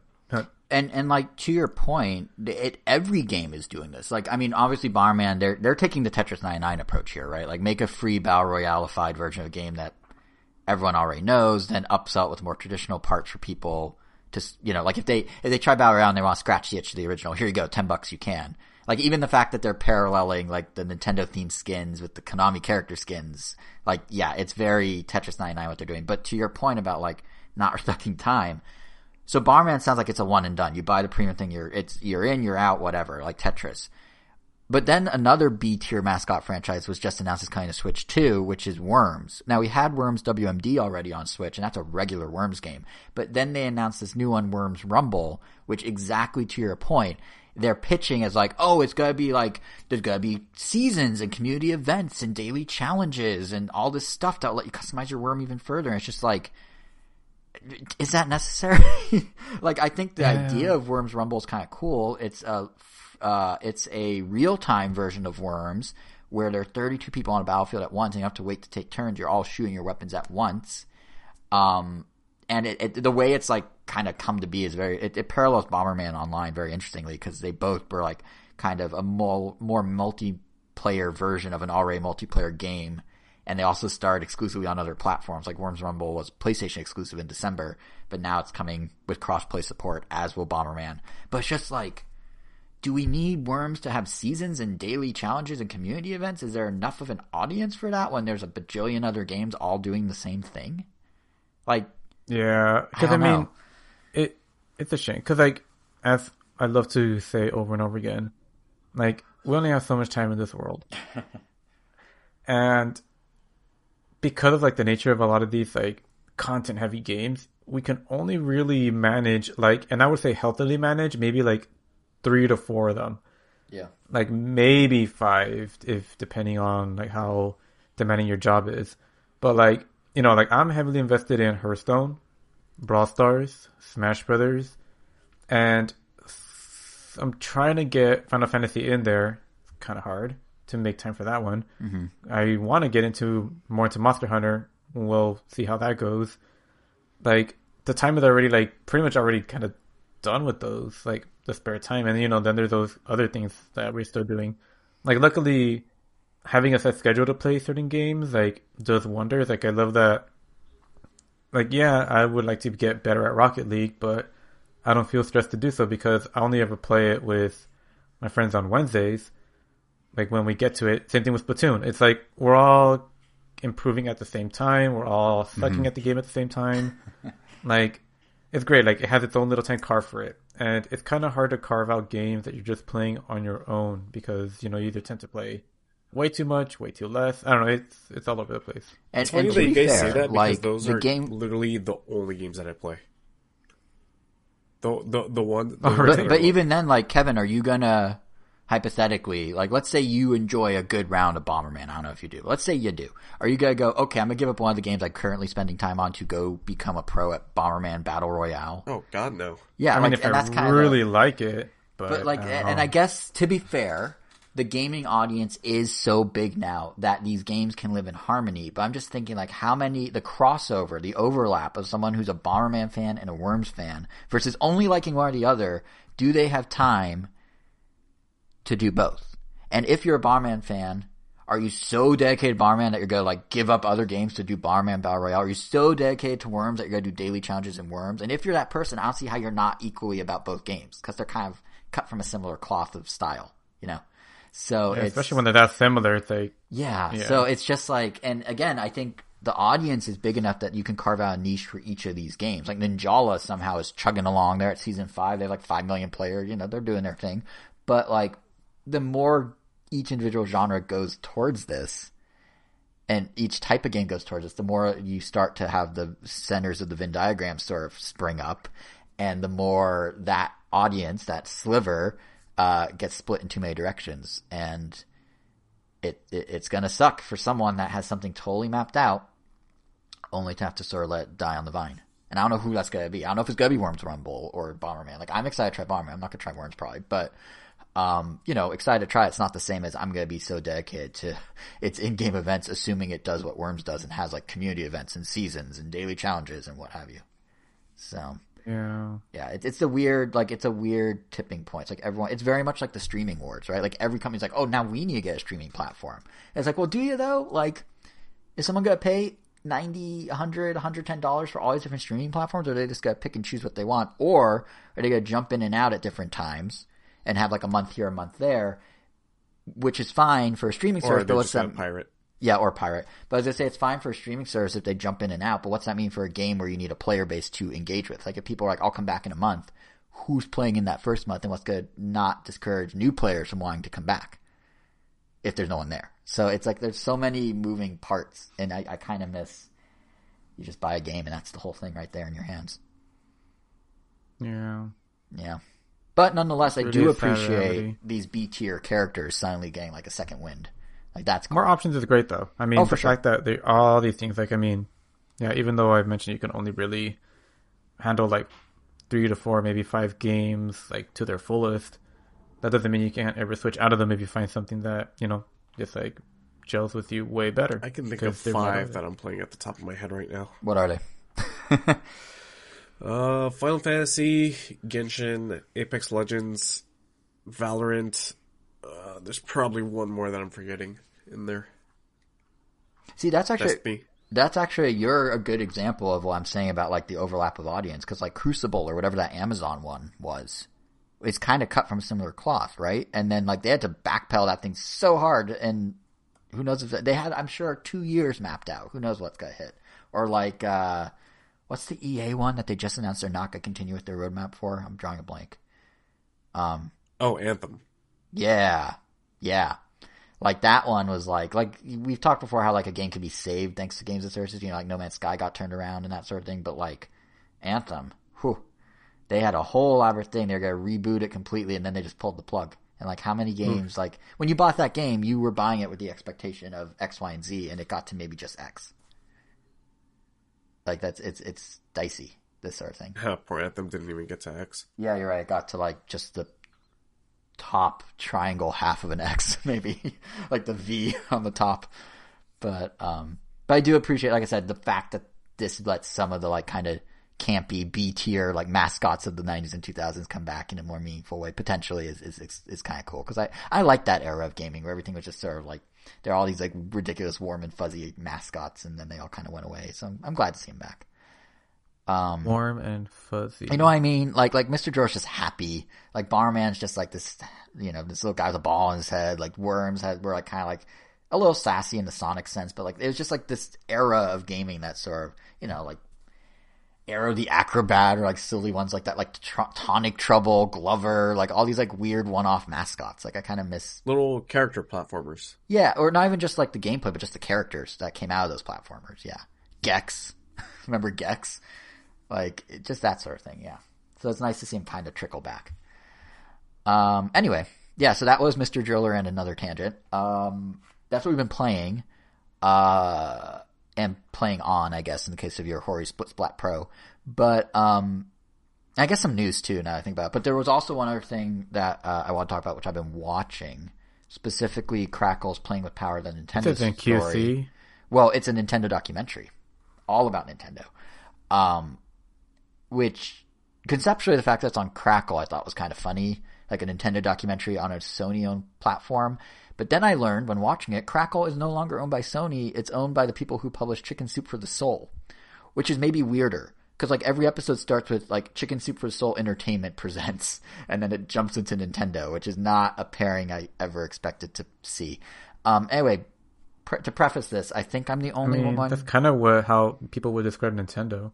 It's true. Actually, you know what? That's fair. That's fair. Maybe it has a deeper meaning. But did either of you guys watch any of Playing with Power? I think I'm the only one. No. Come on, you think that we're gonna go on Crackle? Nothing about that documentary sounds like something any self-respecting Nintendo fan should watch. Wow. Okay. Shots fired. At Crackle and me. But no, it does make sense, I guess, of the three of us, I'd be the only one that actually watched it, considering I watched both consoles. Why would you want to watch a documentary of things you already know? Well, that's the thing, I didn't know. But that's the thing, I didn't know. Like, I mean, yeah, granted, I saw Netflix's video game documentary, and I saw Console Wars on CBS, or Paramount Plus now, I guess. And, you know, I think anyone that knows anything about me, like, obviously I'm about this Nintendo history. And I don't mind the repetition, Angel. Like, I said this when watching the other documentaries, obviously those overlapped. I've also read multiple books on Nintendo's history, including Game Over, and I have the Iwata Asks book pre-order, which is out, I think, in like a couple weeks, actually. So that's cool. But my point is, like, on some level, like, I'm just about like the idea of just having a 5-part docuseries all about Nintendo. Like, that's right up my alley. And no matter how much I can criticize it, there's some level of just like slight like disbelief almost that this exists in the first place. And if anyone has any interest in checking it out, like just because it exists, like I would, you know, if this does well, there's going to be other opportunities for other types of documentaries that maybe do dive into more new information. So like, if you have any remote interest, it's probably worth watching just to absorb it up. Sure, they do got to start somewhere. Yeah. But it doesn't mean this was perfect. By no means was it perfect. I think as I made my way through the 5 episodes, and as imagine as other people will, it starts to, you sort of encounter a gradual slide in quality that I think is in large part to blame on what they chose to focus on. I mean, the whole series is very, very chronological, from like the playing cards to the early consoles up through the Switch. And I think why it starts to go down in quality is really like it starts with the lineup of the talking heads, like, frankly. Like, for the early years of the NES and the Super Nintendo, it's pretty solid. They have Howard Phillips, they have Don James and Ron Judy, who were like early NOA guys. They Gail Tilden, who was early marketing at NOA. She created Nintendo Power. They have some personal anecdotes and color commentary kind of in tandem with that from various personalities like Cliff Belinsky and Will Wheaton, and Alison Will Wheaton? Yeah, I don't know why he's there. I know he's like nerd culture representative, but whatever. But like, it was his anecdotes. He wasn't like talking about the history. He was talking about his connection with it. And then they have, you know, competitor perspectives in there, competitor perspectives. So Phil Spencer from Xbox has a lot in there. Tom Kalinske of Sega of America, Nolan Bushnell of Atari. But as they move forward through the story, of Nintendo, it starts to kind of fade. Like, they do have Perrin Kaplan, who headed up Nintendo's marketing through the GameCube, and they even have Reggie, which is cool, but their anecdotes are like not really there. Like, when discussing the GameCube, I think Kaplan's only comment was like, oh yeah, it needed to overcome the fact that it looked like a lunchbox. And then Reggie, like, literally all I remember him saying is how Link to the Past was his first, like, the Super Nintendo was his first system, and Link to the Past was his favorite game. That's like his only anecdote in a 5-part documentary about Nintendo. He never said what's wrong with you? No, he did not. No. I'm saying to them, what's wrong with them for not leveraging him more? And I think honestly it's because of who they talked to and what they covered that like those people they talked to, that the show had to skew towards being stronger in the start of Nintendo's early years. Because literally, like, those early episodes are 20 minutes longer per episode than the ones about the DS, the Wii, the Wii U, the Switch. And throughout all of them, they do have some Nintendo historians that kind of like explain what's going on.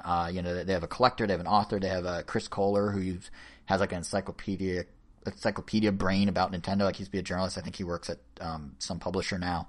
But they sort of use those guys, these anecdotes, and string it all together with a narrative by Sean Astin.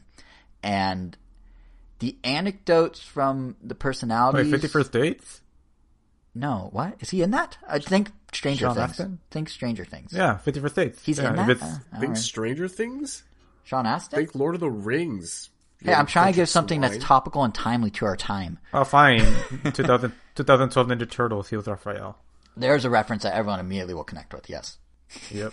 Yep. But anyway, yeah, the number, but yeah, the number of, the number of anecdotes and like the perspectives and the people like who were there in those moments, it does start to diminish in later episodes, which makes it feel less like a behind the scenes, like behind the curtain look of what's going on and more of like a summary of the play in front of the curtain, the one that like we've all seen because we lived through it. Like it's not the best analogy, but you know what I mean, right? Like it went from like all these behind the scenes stories from the early guys to like, you know, Chris Kohler going, so then the Wii came out and it was big because it was popular with casuals. And it's like, yep, thank you.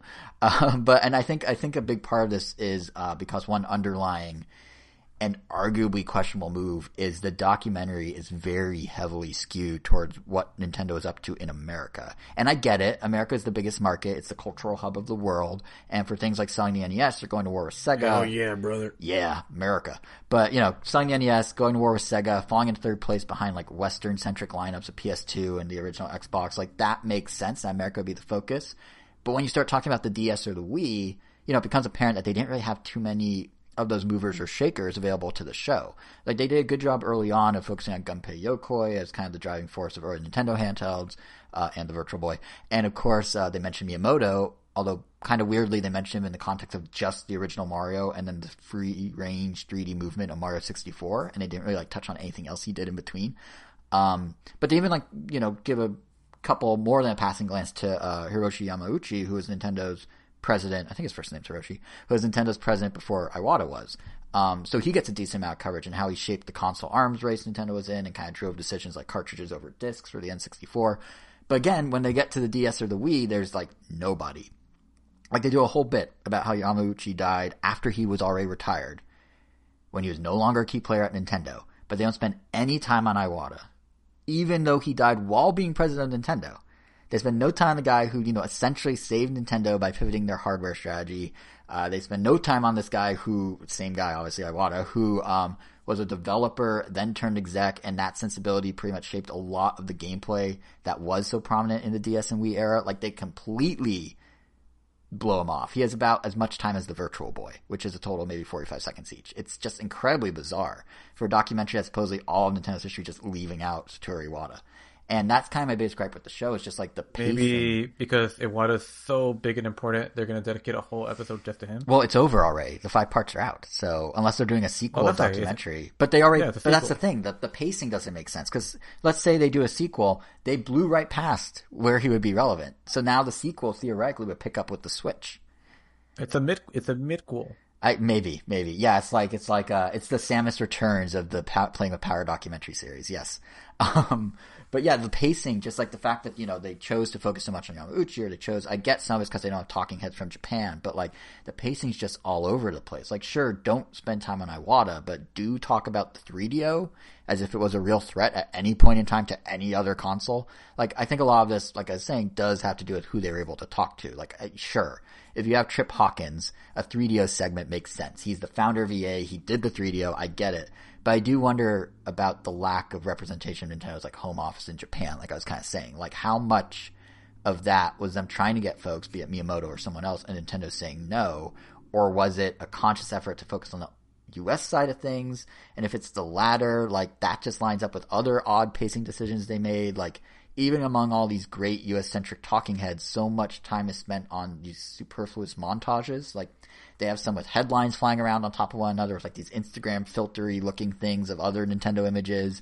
They have others that are set, they kind of set the year randomly. So like, there'll just be miscellaneous movie clips and pop culture, like zeitgeist moments. It's like, the year what, you know, it was the year when Titanic won the Oscar and the Spice Girls did da-da-da. And Nintendo was doing, but they spend like 30 seconds just showing, more than 30 seconds, like a minute and a half, just showing random footage of not related things just to sort of set the scene where they could just say what I said and do it as well.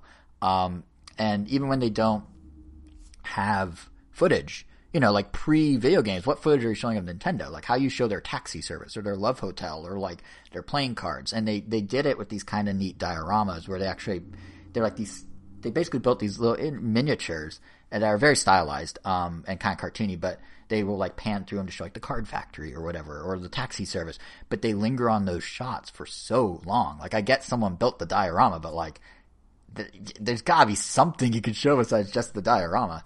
So like on their own, each of these things aren't too bad. Like the time saying montages, like I was kind of saying, are actually kind of neat for context, but together, all used in the same show, sometimes even back to back, it feels like the show's just like digging its heels a little and not really like going as deep as it could. It makes it all feel kind of surface level. And while that obviously bums me out because it's just there's a missed opportunity there, what I think is particularly kind of a bummer is they have good stuff. Like when they have good stuff, they have good stuff. I mean, some of the anecdotes are really interesting. The deeper insights or critiques by like legit gaming industry icons are interesting. You know, there's one where Phil Spencer was talking about how he could never take a leap like Nintendo did with the Wii. Like that really, for some reason, stuck out to me. Like he was saying, like I would never be in a business position where I could do what Nintendo, like I would not be comfortable doing what Nintendo did. And you know, seeing little clips like Howard Phillips revisiting like Donkey Kong, that was kind of cool. And I particularly appreciated that because this thing was 5 episodes, they did early on have breathing room to talk about like the pre-video game stuff. So they dedicated time to the Love Tester and the Ultra Hand and all these products Nintendo made in the 60s and 70s, and that was really interesting. I just wish they had a way to like better balance those with equally cool tidbits in the later episodes instead of just falling back on montages of newspaper clippings or what have you. So that's kind of... do you know who exactly was behind this? Yeah, it's a guy named, what was his first name? Jeremy or Justin Seed or Sheed or something like that. He was the guy that did Video Games the Movie, so he has experience doing this before. And he had a whole... Oh, okay. Yeah. Oh, that's weird because Video Games the Movie is like a really... Oh, wait. You're thinking of... No, never mind. I was thinking Indie Game the Movie. Indie Game the Movie is the pinnacle. I like that documentary. That is the... Yeah, we watched it together, I think, Angel. That is the pinnacle of game documentaries. And I forgot what else. King of Kong is another good one. King of Kong is also... King of Kong and Indie Game the Movie are the two, like, the watershed gaming documentaries. Which is, like, what kind of sucks about this. Like, I wasn't necessarily expecting that great because it's too broad. You can't... Why Indie Game and King of Kong worked is it was such a narrowly focused topic, right? Like one's just a couple guys playing Donkey Kong, one's 2 dudes making a game. So obviously you can't do that. But I just wish, I don't know, like on the one hand, like I said, having this much about Nintendo, 6 hours is pretty awesome. And there are great nuggets throughout, but the sum of its parts like sort of bogs it down. Like it's obviously limited by who they could talk to. But those people just weren't maximized. Like the way they did not even use Reggie makes no sense to me. And as a result, like the ratio of montages to not just drags it, and the ratio of American centric parts to not just kind of makes you not know about some of the stuff that actually happened. But like I said, I'm gonna watch any of these happily. Like I'm all about these things, and if you are too, anyone listening, like just go in knowing these qualms, and you're probably gonna be okay. The only 2 things to look out for that I didn't mention: number 1. Crackle's ads suck.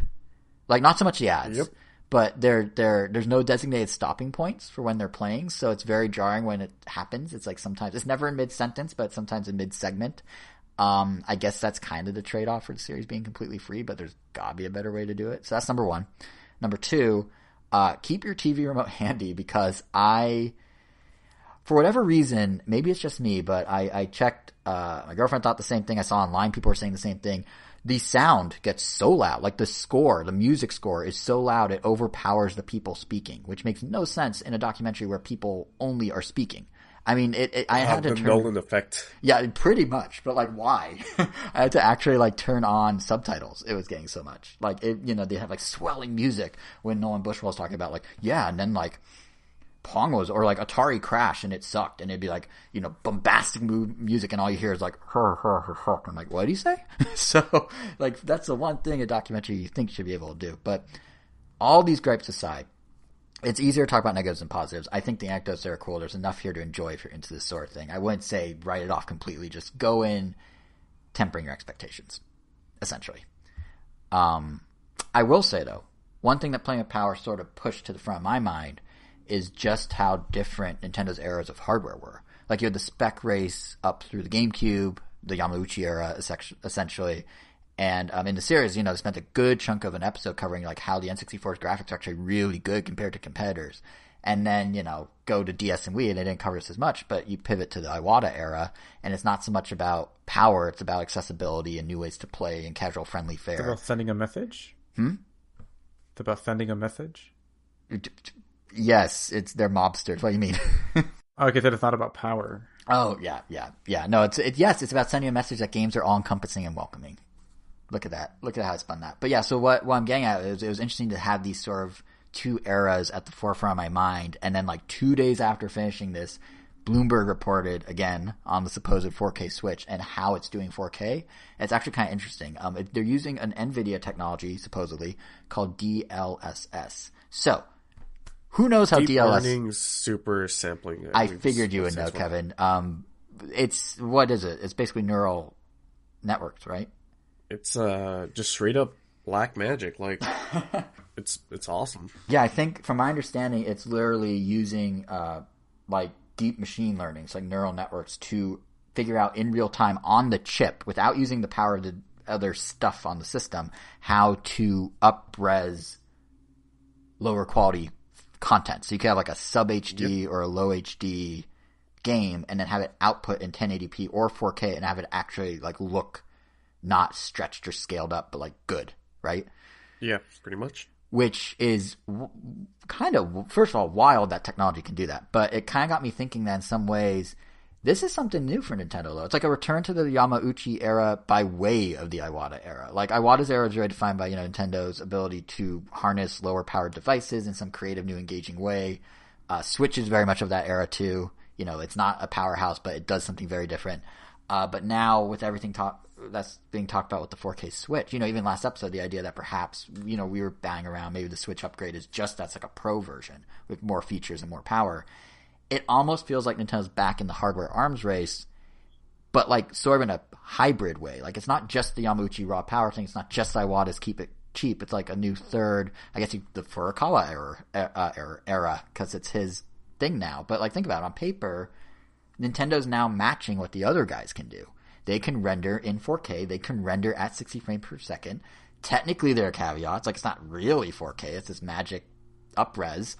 But, it means you can guarantee a game will be at 60 frames because you can build it at whatever low res you need it to be to hit 60 and then just res it up to 4K, at least theoretically. According to Bloomberg's report, though, games are going to need specific new code to run this DLSS, which means older games would have to be patched. But nonetheless, they can essentially retroactively and going forward take games that were sub HD, that were kind of running choppy, like The Witcher or whatever, throw this code in it, up the fidelity and up the running frame rate, which is wild to think about. And it's like totally the most Nintendo way of doing it, because it's, what Nintendo's doing here, in my opinion at least, is matching two major tech feature checkboxes of its competitors, but in a way that doesn't tax the power, doesn't affect the costs as much. It's like Nintendo's own weird, like, Nintendo-y way of getting to the same goal, but doing it like through a completely different route. And that, it's just, I don't know, it's interesting to me because, it could apply to handheld mode too. Like, it's an easy way to sort of fix handheld mode games too. Like, I mentioned The Witcher. That one had horrible frame rate on handheld from what I've heard, like and it was running at like 540 or whatever. And again, you would need to push code to the game and do an update to do it. But I've got to imagine that Nintendo's got to be doing like enhanced versions of at least the big evergreen titles a bit. So then the people that buy the Switch Pro or Plus or whatever they end up calling it, all those people that enter with this new Switch, with this like OLED screen Switch, they're going to buy up those games that already existed and are still being promoted. So theoretically, Nintendo's going to be updating all those games, which means theoretically all of us current Switch owners that may upgrade are now getting like a fidelity boost and potentially a performance boost in games you already have, which is something PlayStation and Xbox already do. But for Nintendo, they haven't done something strictly that power heavy or power focused in a long time. So it's interesting to me. Kind of exciting, honestly. Like, it's like the middle ground. Yeah, I don't know. Just that like watching a documentary and then seeing that news, I was just like, wow, this is such an interesting. Because even last episode we talked about how are there going to be exclusive Switch enhanced game? Like OLED Switch games only, where it's like you have to buy, like the DSi. They had games like Xenoblade that were only on the DSi, and even the new 3DS had a couple exclusives, I think. And then going back to Game Boy Color, there were exclusives, but nothing since the Game Boy Color did the thing where like, your existing library gets an enhancement too.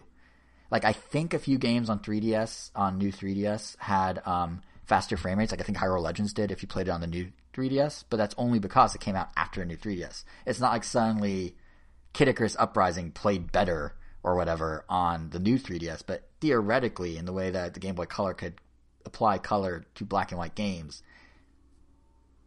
on some level. Theoretically, this is the first time Nintendo's doing something like that with a more modern system. So it's pretty exciting. Like, I'm getting pretty excited thinking about it. Especially since, like, you know, Nintendo and Nvidia have proven this works before. I don't know if you guys remember in China a couple of years ago, they had a Shield TV, and they released Wii games in HD on the Shield TV, and they actually looked pretty good when they were making the rounds online. I believe those weren't done in real time. I think they were done off device in a development environment, but still, they were done with AI. They were scaled up, not by hand, but by algorithm. So I would imagine if that works so well there, and they're confident that they can do it on a chip in real time now, I would imagine it's going to actually look pretty good. So I don't know, like that. It almost sold me on the 4K Switch even more than I was kind of already sold. But I don't know, it's just exciting, the possibilities. It is. I mean, after spending minutes with Monster Hunter, it's definitely something I would really want to get my hands on now. Mm-hmm. Also, like, because of my current circumstance, I've been playing in handheld mode more often than dock mode. And I know that wouldn't really necessarily help with the AI learning to improve the resolution. But when I'm playing in handheld mode, my Switch is now louder than the speakers. So that's a problem. Yeah, so I definitely like need an upgrade, but I will not buy another normal Switch at this point. I feel like after 4 years, like it needs to be something better. Right. Like it doesn't feel productive to, get the Monster Hunter edition. Like it would just have to be whatever comes next at this point. Mm-hmm. Yeah, and none of this, and it's funny because like I'm saying like, oh, I'm so excited, but like I honestly, when I put my Switch when I plugged it into my 4K TV that I got in November, I was really impressed by the vibrancy and overall look of the games on that TV. Granted, I came from a 2012 TV before that, but an HD one. But nonetheless, like if I thought that looked good, I can't even imagine what real, even if algorithm generated 4K is going to look like. Like that's, the vibrancy, the pop, the personality that like came out of that 4K image, where it's just up-resed, good old HD games. Like I can't imagine what real 4K is going to look like. Have you seen what DLSS actually does? Like, have you seen any comparison? I've seen some, and there are a couple. I saw a couple, and one was like pointing out that kind of glosses things over at times, but that, or kind of like smooth, like it has kind of like not a Vaseline look, but a little. It's not necessarily the crispest textures, but like Nintendo's art styles cater to that really well. They don't necessarily have such intricately detailed textures. Like Metroid maybe would be the one that would be most noticeable to me. But I mean, have you, Kevin? Check out Digital Foundry's videos on DLSS. It's quite literally a game changer, and it's so incredibly savvy of Nintendo to use it. Like it's like a whole different Nintendo. It's really impressive that they're using it. But yeah, I'll check that out. That actually sounds interesting. I want to see this black magic. A whole different Nintendo. I mean, Angel, when was the last time they ever emphasized anything about power? Like even the Wii U and the 3DS. The Switch? Power? Well, to be fair, this isn't technically power. Well, not necessarily power, but tech spec. Let me rephrase. You're right, not power, tech spec. When did tech spec become the selling point? Because Switch was portability, Wii U was the gamepad, 3DS was you can look inside the game now. Like there was never just a direct one-to-one. PlayStation does 4K, so do we. Like that was Virtual Boy was like, we're gonna give you a headache. Yep. Exactly, and look how that ended up. It got 45 seconds in a 5-hour documentary. That's where that ended up. But yeah, so it is a little like different mindset for Nintendo. But it's like I said, it's kind of a marrying of the Iwata approach of keeping costs down with like the more techie stuff with Yamauchi. It's cool. But nothing's official. This might be all premature. I mean. It's very, very likely the track record of the reporter at Bloomberg who reported this is impeccable. I don't think he's ever been wrong about any of this stuff, but it's not official yet. So we have to sit tight. What is official, however, is an entirely different type of technology being leveraged by Nintendo, augmented reality. So obviously we talked about face raiders earlier and the AR cards with the 3DS when it launched. That's augmented reality. And of course Pokemon Go is augmented reality and has been more in the forefront these few years. But this past week, Nintendo announced that they themselves are jumping into the modern AR game with a familiar face. They're teaming up with Niantic, who previously, Pokemon Company was the middleman for Pokemon Go, but now Nintendo directly is working with Niantic, and they're going to be releasing multiple augmented reality apps, the first of which they confirmed as being Pikmin, which I swear, if all this time that Miyamoto was talking about Pikmin 4 and he just didn't finish his sentence and it was like, Pikmin for mobile is what I'm talking about, like, I'd be so mad if there was never really a Pikmin 4. But, yeah, that's pretty much all they've said so far. The game's being worked on in a new Tokyo studio for Niantic, so they're in close coordination with Nintendo quite literally. And it sounds like Miyamoto himself is involved. And, yeah, the director of Pokemon Go is going to be heading up this new project. He's promising a very different experience.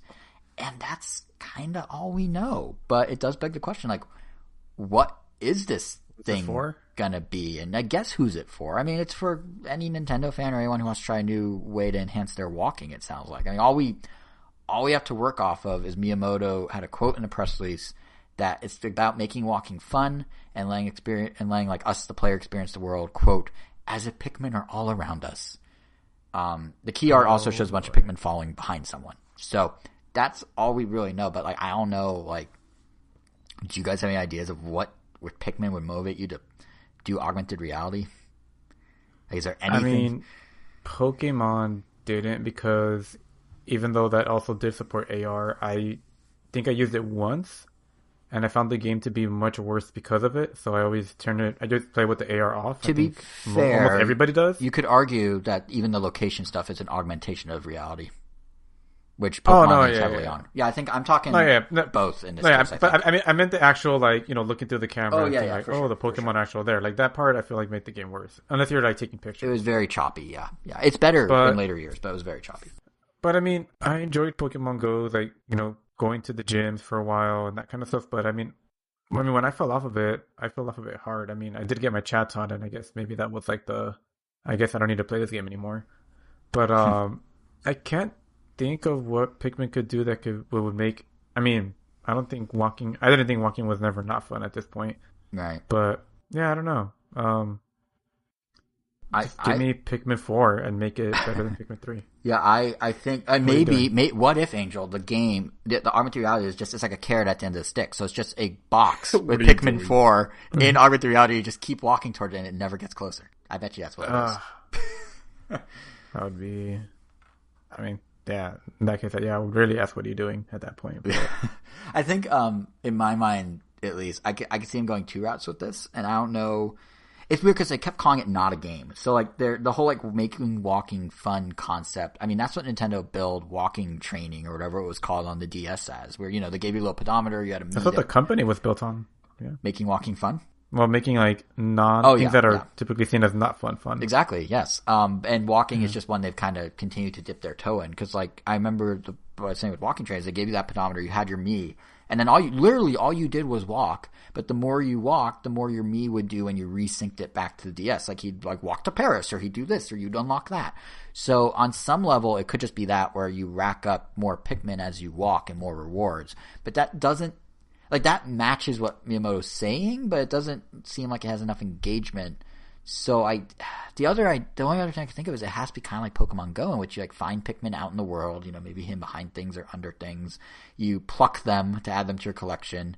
And then as you walk and explore the world, like, maybe some in-game objects are in AR, like, maybe some of the treasure, like in normal Pikmin, like, you find things in the world and you can take them back to your home base or your rocket ship. Although maybe here, like, you scan a real life object, because there is technology out there that can identify real life objects with, like, a Google search. So you scan it as a funny Olimar description of what it is, and then you, like, collect it to put back in your, like, stash or whatever. It's about finding things in the real world.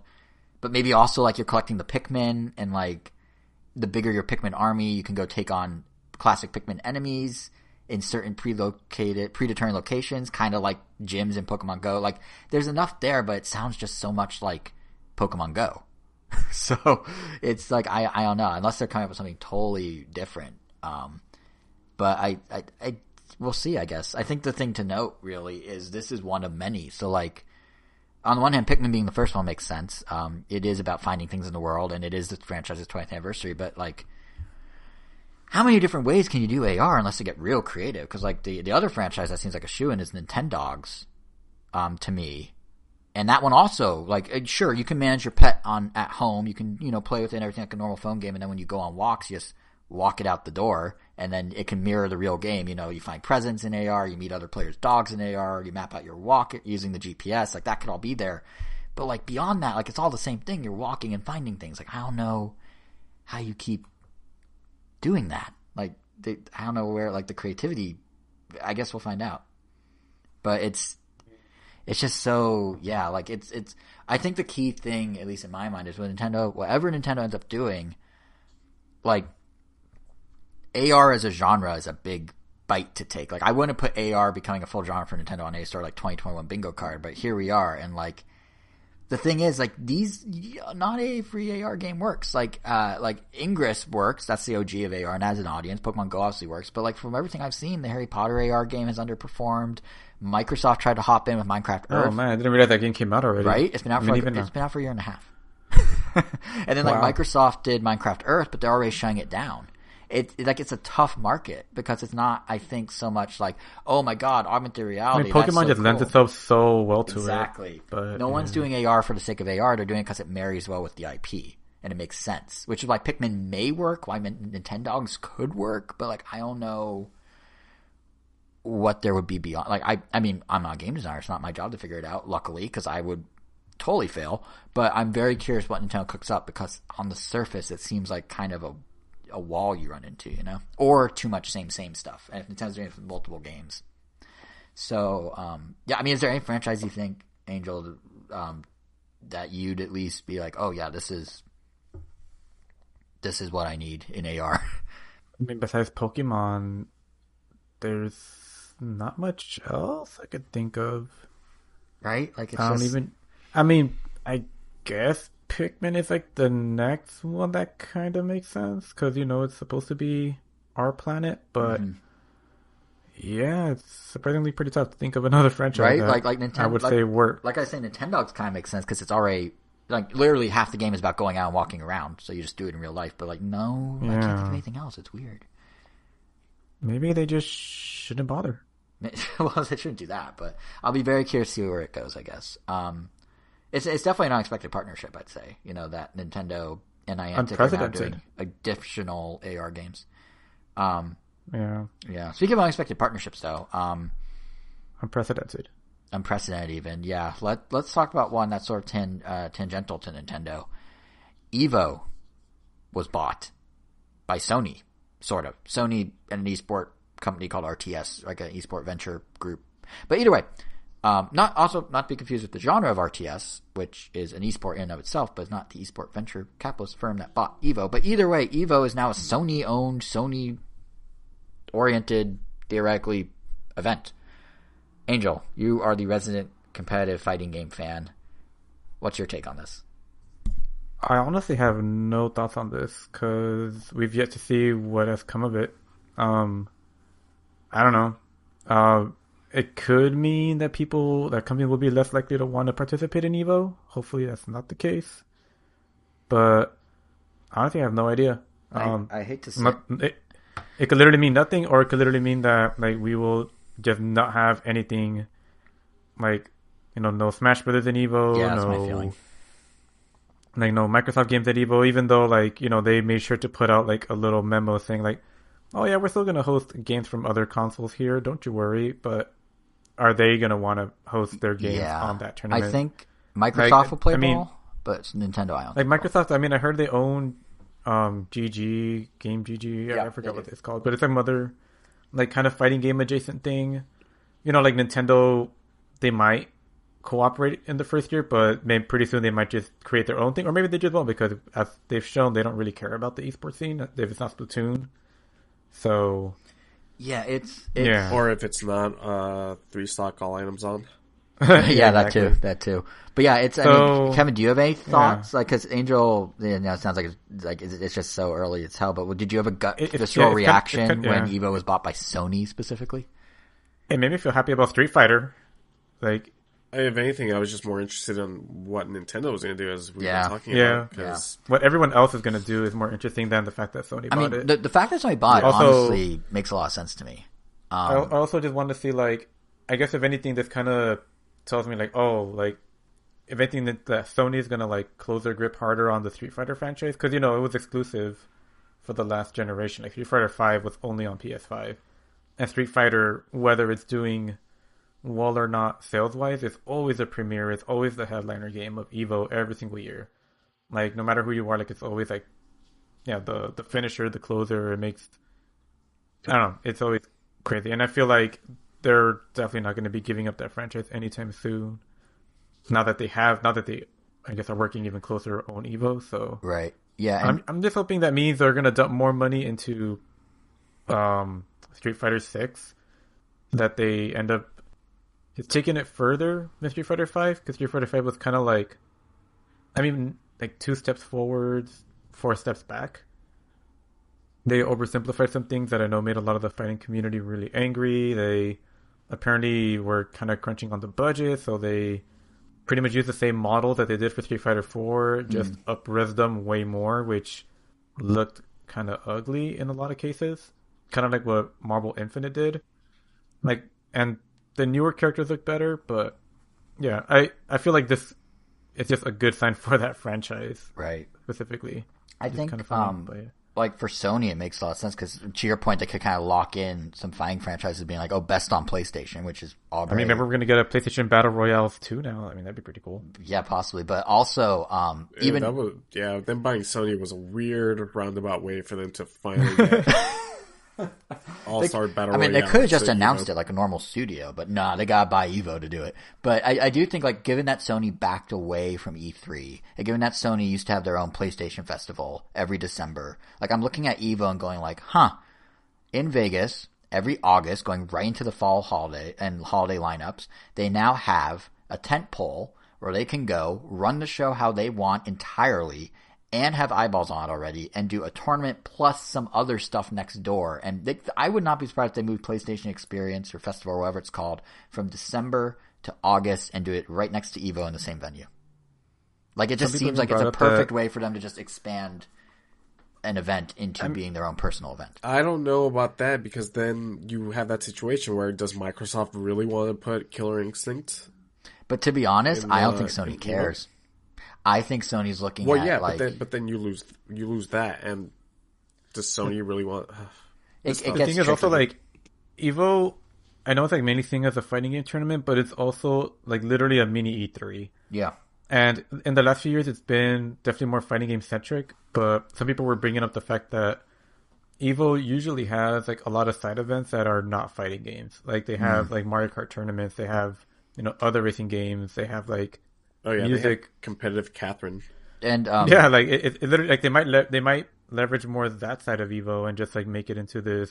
That's one, like, just like they literally have like another because Kevin, to your like point, you said, just more eyes on them. Just to your point about like they might lose Microsoft, all-encompassing competition, not just fighting games, I guess. Right. And to your point about not losing Microsoft, so PlayStation Experience or Festival or whatever it's called was always paired with the Game Awards before. They were in the same city, sort of, like LA and Anaheim, but they were back to back, same days, basically.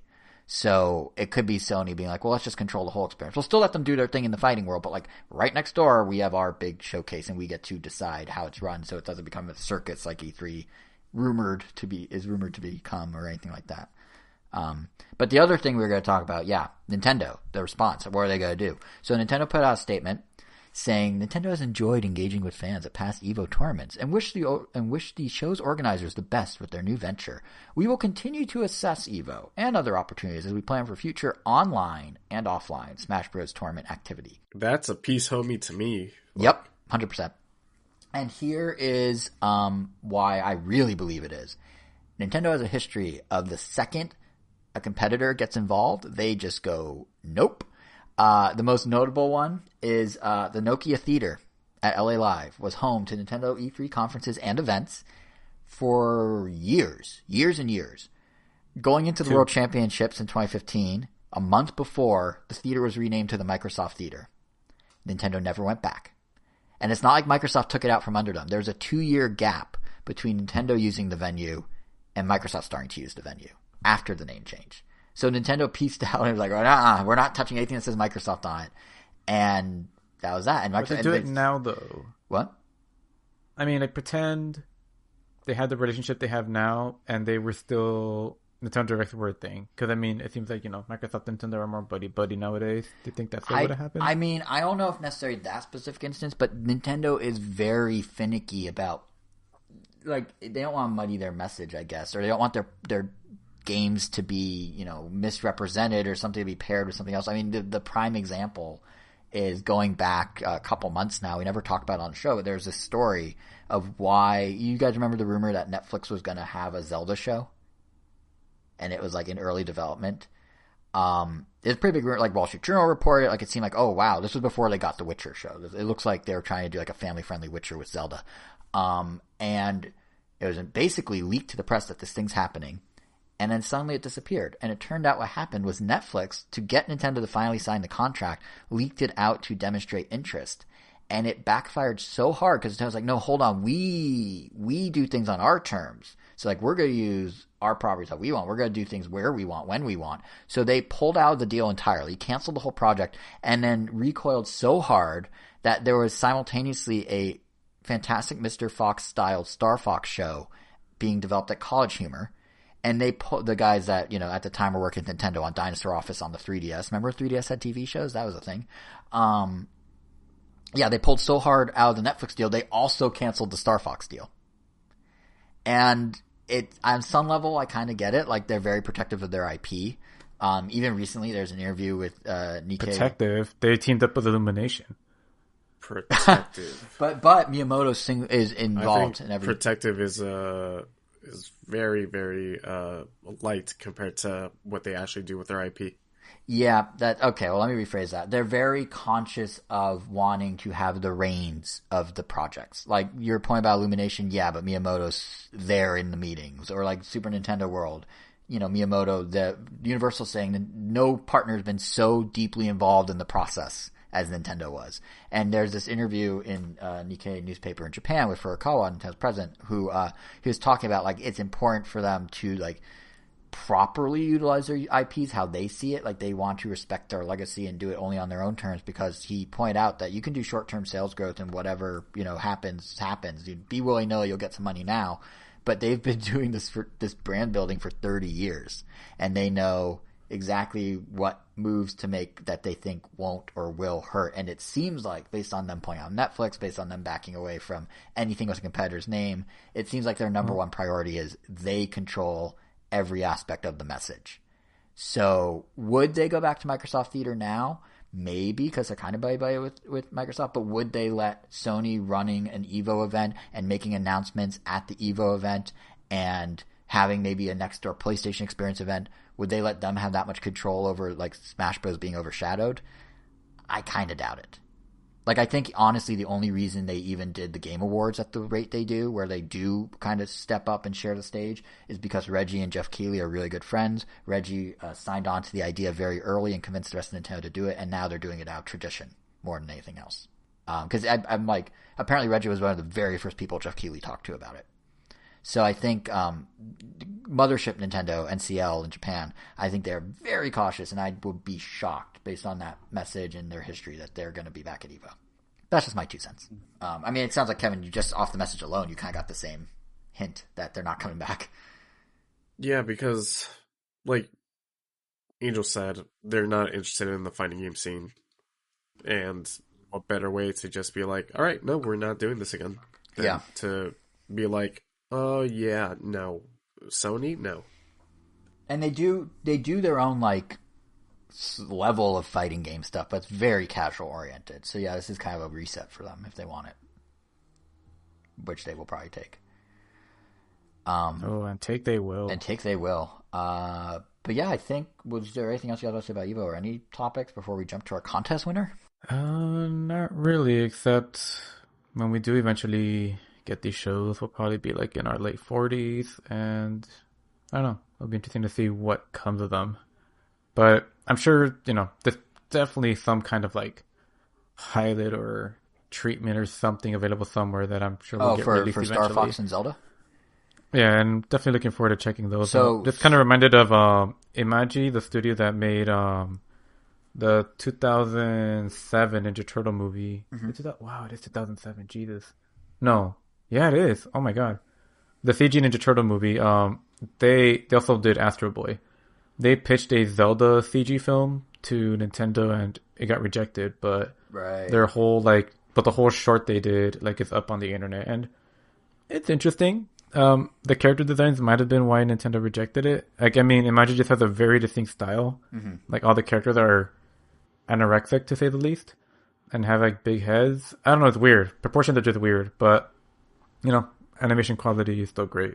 But, yeah, I'm just curious to see these pop up eventually.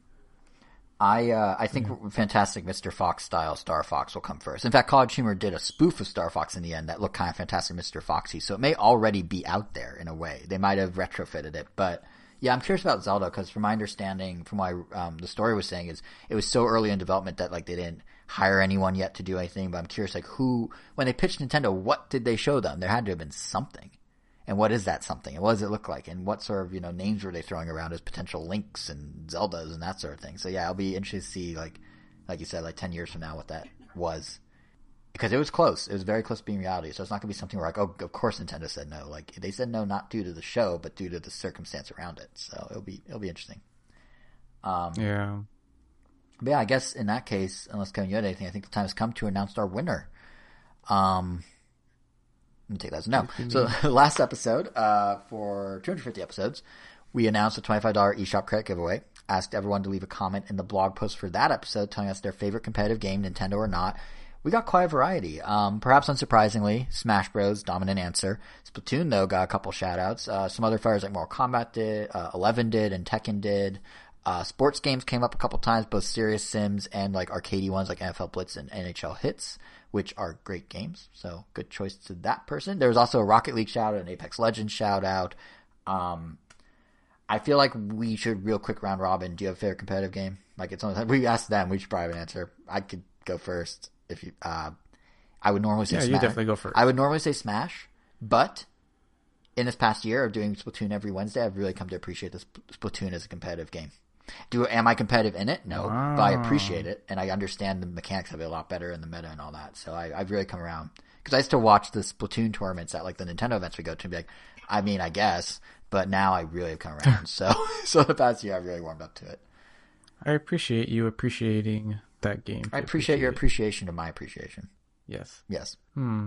So favorite competitive game. You only had 2 weeks to think about it. I know, like and it's still tough because like. Without questioning, like, it would obviously have to be Smash Brothers. Like, I just love how it pretty much created, like, its own genre of fighting game that spawned off, like, a bunch of others, just like, Rivals of Aether, Brawlhalla, Smashdown, or whatever. Like, it pretty much opened up people's eyes to, like, oh, fighting games don't have to be on... either like arena style or like brawlers. Like it could be pretty much play like a platformer, just like a hyper platformer. And, Ultimate just adds so much nuance to it. And I don't know, as we know now, like it's pretty much blown up into like this own thing. Like it's otherworldly what Ultimate is. Like it is nothing short of its namesake. But, right. I really can't pick anything else. Like Splatoon is awesome. I love. I think cooperative competitive is. I definitely can play that for longer stretches of time as long as my teammates don't get tired of it. Back to back because I just love playing anything co-op. But Smash Brothers, like it's the dream game. Like where else can I play as Bowser, Rob, or see like Banjo and King K. Rool and still have it be competent, competitive, like very strategic, mind gamey, like it's everything. Like it's borderline perfect. The only thing that would make it, that is keeping it from being perfect, is my own personal gripes on character representation. Right. But at this point, it's like not my vision. I'm just happy Bowser's in it. I wish he had Kenny James' voice and more was pulled out from his games than what is pulled out from him, but hey, still a cool game. I mean, I don't know why he has like a flying grab SummerSlam, but it's a great move. Like I'm not gonna complain about the utility of the move, but like where the heck did that come from? Right. Or his downtown, like to this day, like no one knows what that is supposed to be. He like jumps on one leg and acts like he's about to fall over. Like I don't know what that's referencing or what part of. Like, what the heck? It's Dance Dance Revolution Mario mix. It's a dance move. it barely looks like a dance move. I don't know. It's just dumb. Like they could have given him so many. They could Are have you just had him serious cross about his that? arms. No, I'm not. I said it flat Okay, enough. I was about to say. I mean, given the vast like canon and not canon and semi-canon of Mario, like, would it surprise you if Sakurai's like, yeah, do his DDR move? Like, it's possible. I mean, if they're gonna do a DDR move, like just do the stock image for DDR Bowser that's always passed around, where he's like, doing a handstand with his legs kicking up. But that's not Like, deep that would've enough. been That's cool. not deep enough for Sakurai. He needs the frame in between two different dance moves. That's the one for The him. thing is, like, the only part that always like irks me a little is when like some characters get like crazy like nice nods to their previous games or anything in general, and then you have stuff like the Pokemon, except for Incineroar, where like they don't even have like their shiny colors. Like they literally have a color palette that's already created that is recognizable and people like, and yet they just don't use it for some reason. Like I don't know why they can't make a black Charizard with red wings. It would look awesome, and it's a thing. But it's like, no, let's just give them generic colors, or like Lucario, like he's just slightly different shades of blue. Yeah, but- it is weird. It's all over the place. It's weird. It's weird. What about you, Kevin? still- Nintendo or not? Favorite competitive game, if you had to pick one? Nothing brings out the trash talk quite like a round of Mario Kart with you boys, especially that goddamn blue shell. To be honest, Mario Kart was very close to the top of my list, and I thought, nah, it's too much of a party game. But you're right; it can get so competitive. Yeah, exactly. Mario Kart 8 Deluxe, I think, is the perfect kart racer. Yeah, honestly, on that level, that. if you're with the right group of people, Mario Party is also a great competitive game. In terms of the trash talk and like ridiculousness and just hounding of each other, like competitive trash talking game, not so much actually competitive. Okay, yeah, in skill. absolutely. Yeah, I agree with that. But Yeah. as far as actually competing and having some skill, Oh no. involved, Which is why, Mario Kart for sure. yeah. Which is why I would never in a million years pick Mario Party as an actual competitive game. But anyway, cool. So those are our three. But now to announce the winner, so our winner actually had an interesting pick. Puyo Puyo. He explained it too in his comment. Puyo was fun. Yeah, it is, but he was saying it's a very good competitive game because there's a meta around all the different characters you play as, which actually kind of makes sense. And that winner who said that is, I'm sorry, I'm going to totally butcher your name. It's Luis Adecarmo, I think. But, Luis, congrats. You won a $25 eShop gift card. Puyo Puyo is a quite inspired choice. Keep an eye out for a message from us in the coming days with your code. Huge thank you to everyone who entered. And again, like I said last episode, thank you as well for even making it possible for us to get to 250 episodes and beyond. We do plan to keep trucking along, so to make sure you don't miss future episodes or potential giveaways. Oh, really? Oh, Yeah. Oh, yeah. Breaking news, guys. This isn't the last episode, so sorry. I just committed you to more. But yeah, if you want to make sure you don't miss any future giveaways like this one, be sure to follow us on Twitter at Random. Be sure to subscribe to us on all the podcast apps. Apple Podcasts, Google Podcasts, Stitcher, TuneIn, iHeartRadio, Spotify, Pandora. We're on YouTube at RamNintendo.com. And even before our next episode, we're back in a week with the next Quarantine Chronicles. And then our next episode will arrive on April 11th, full of whatever news and impressions and Nintendo-y things we're doing. So yeah, that's pretty much it. You can find us individually on Twitter. I'm JSR7. Angel is Wero, WEIRO_O. Kevin is KVN Gomi. And Kevin? Final word? Put Lucille Bluth in Smash.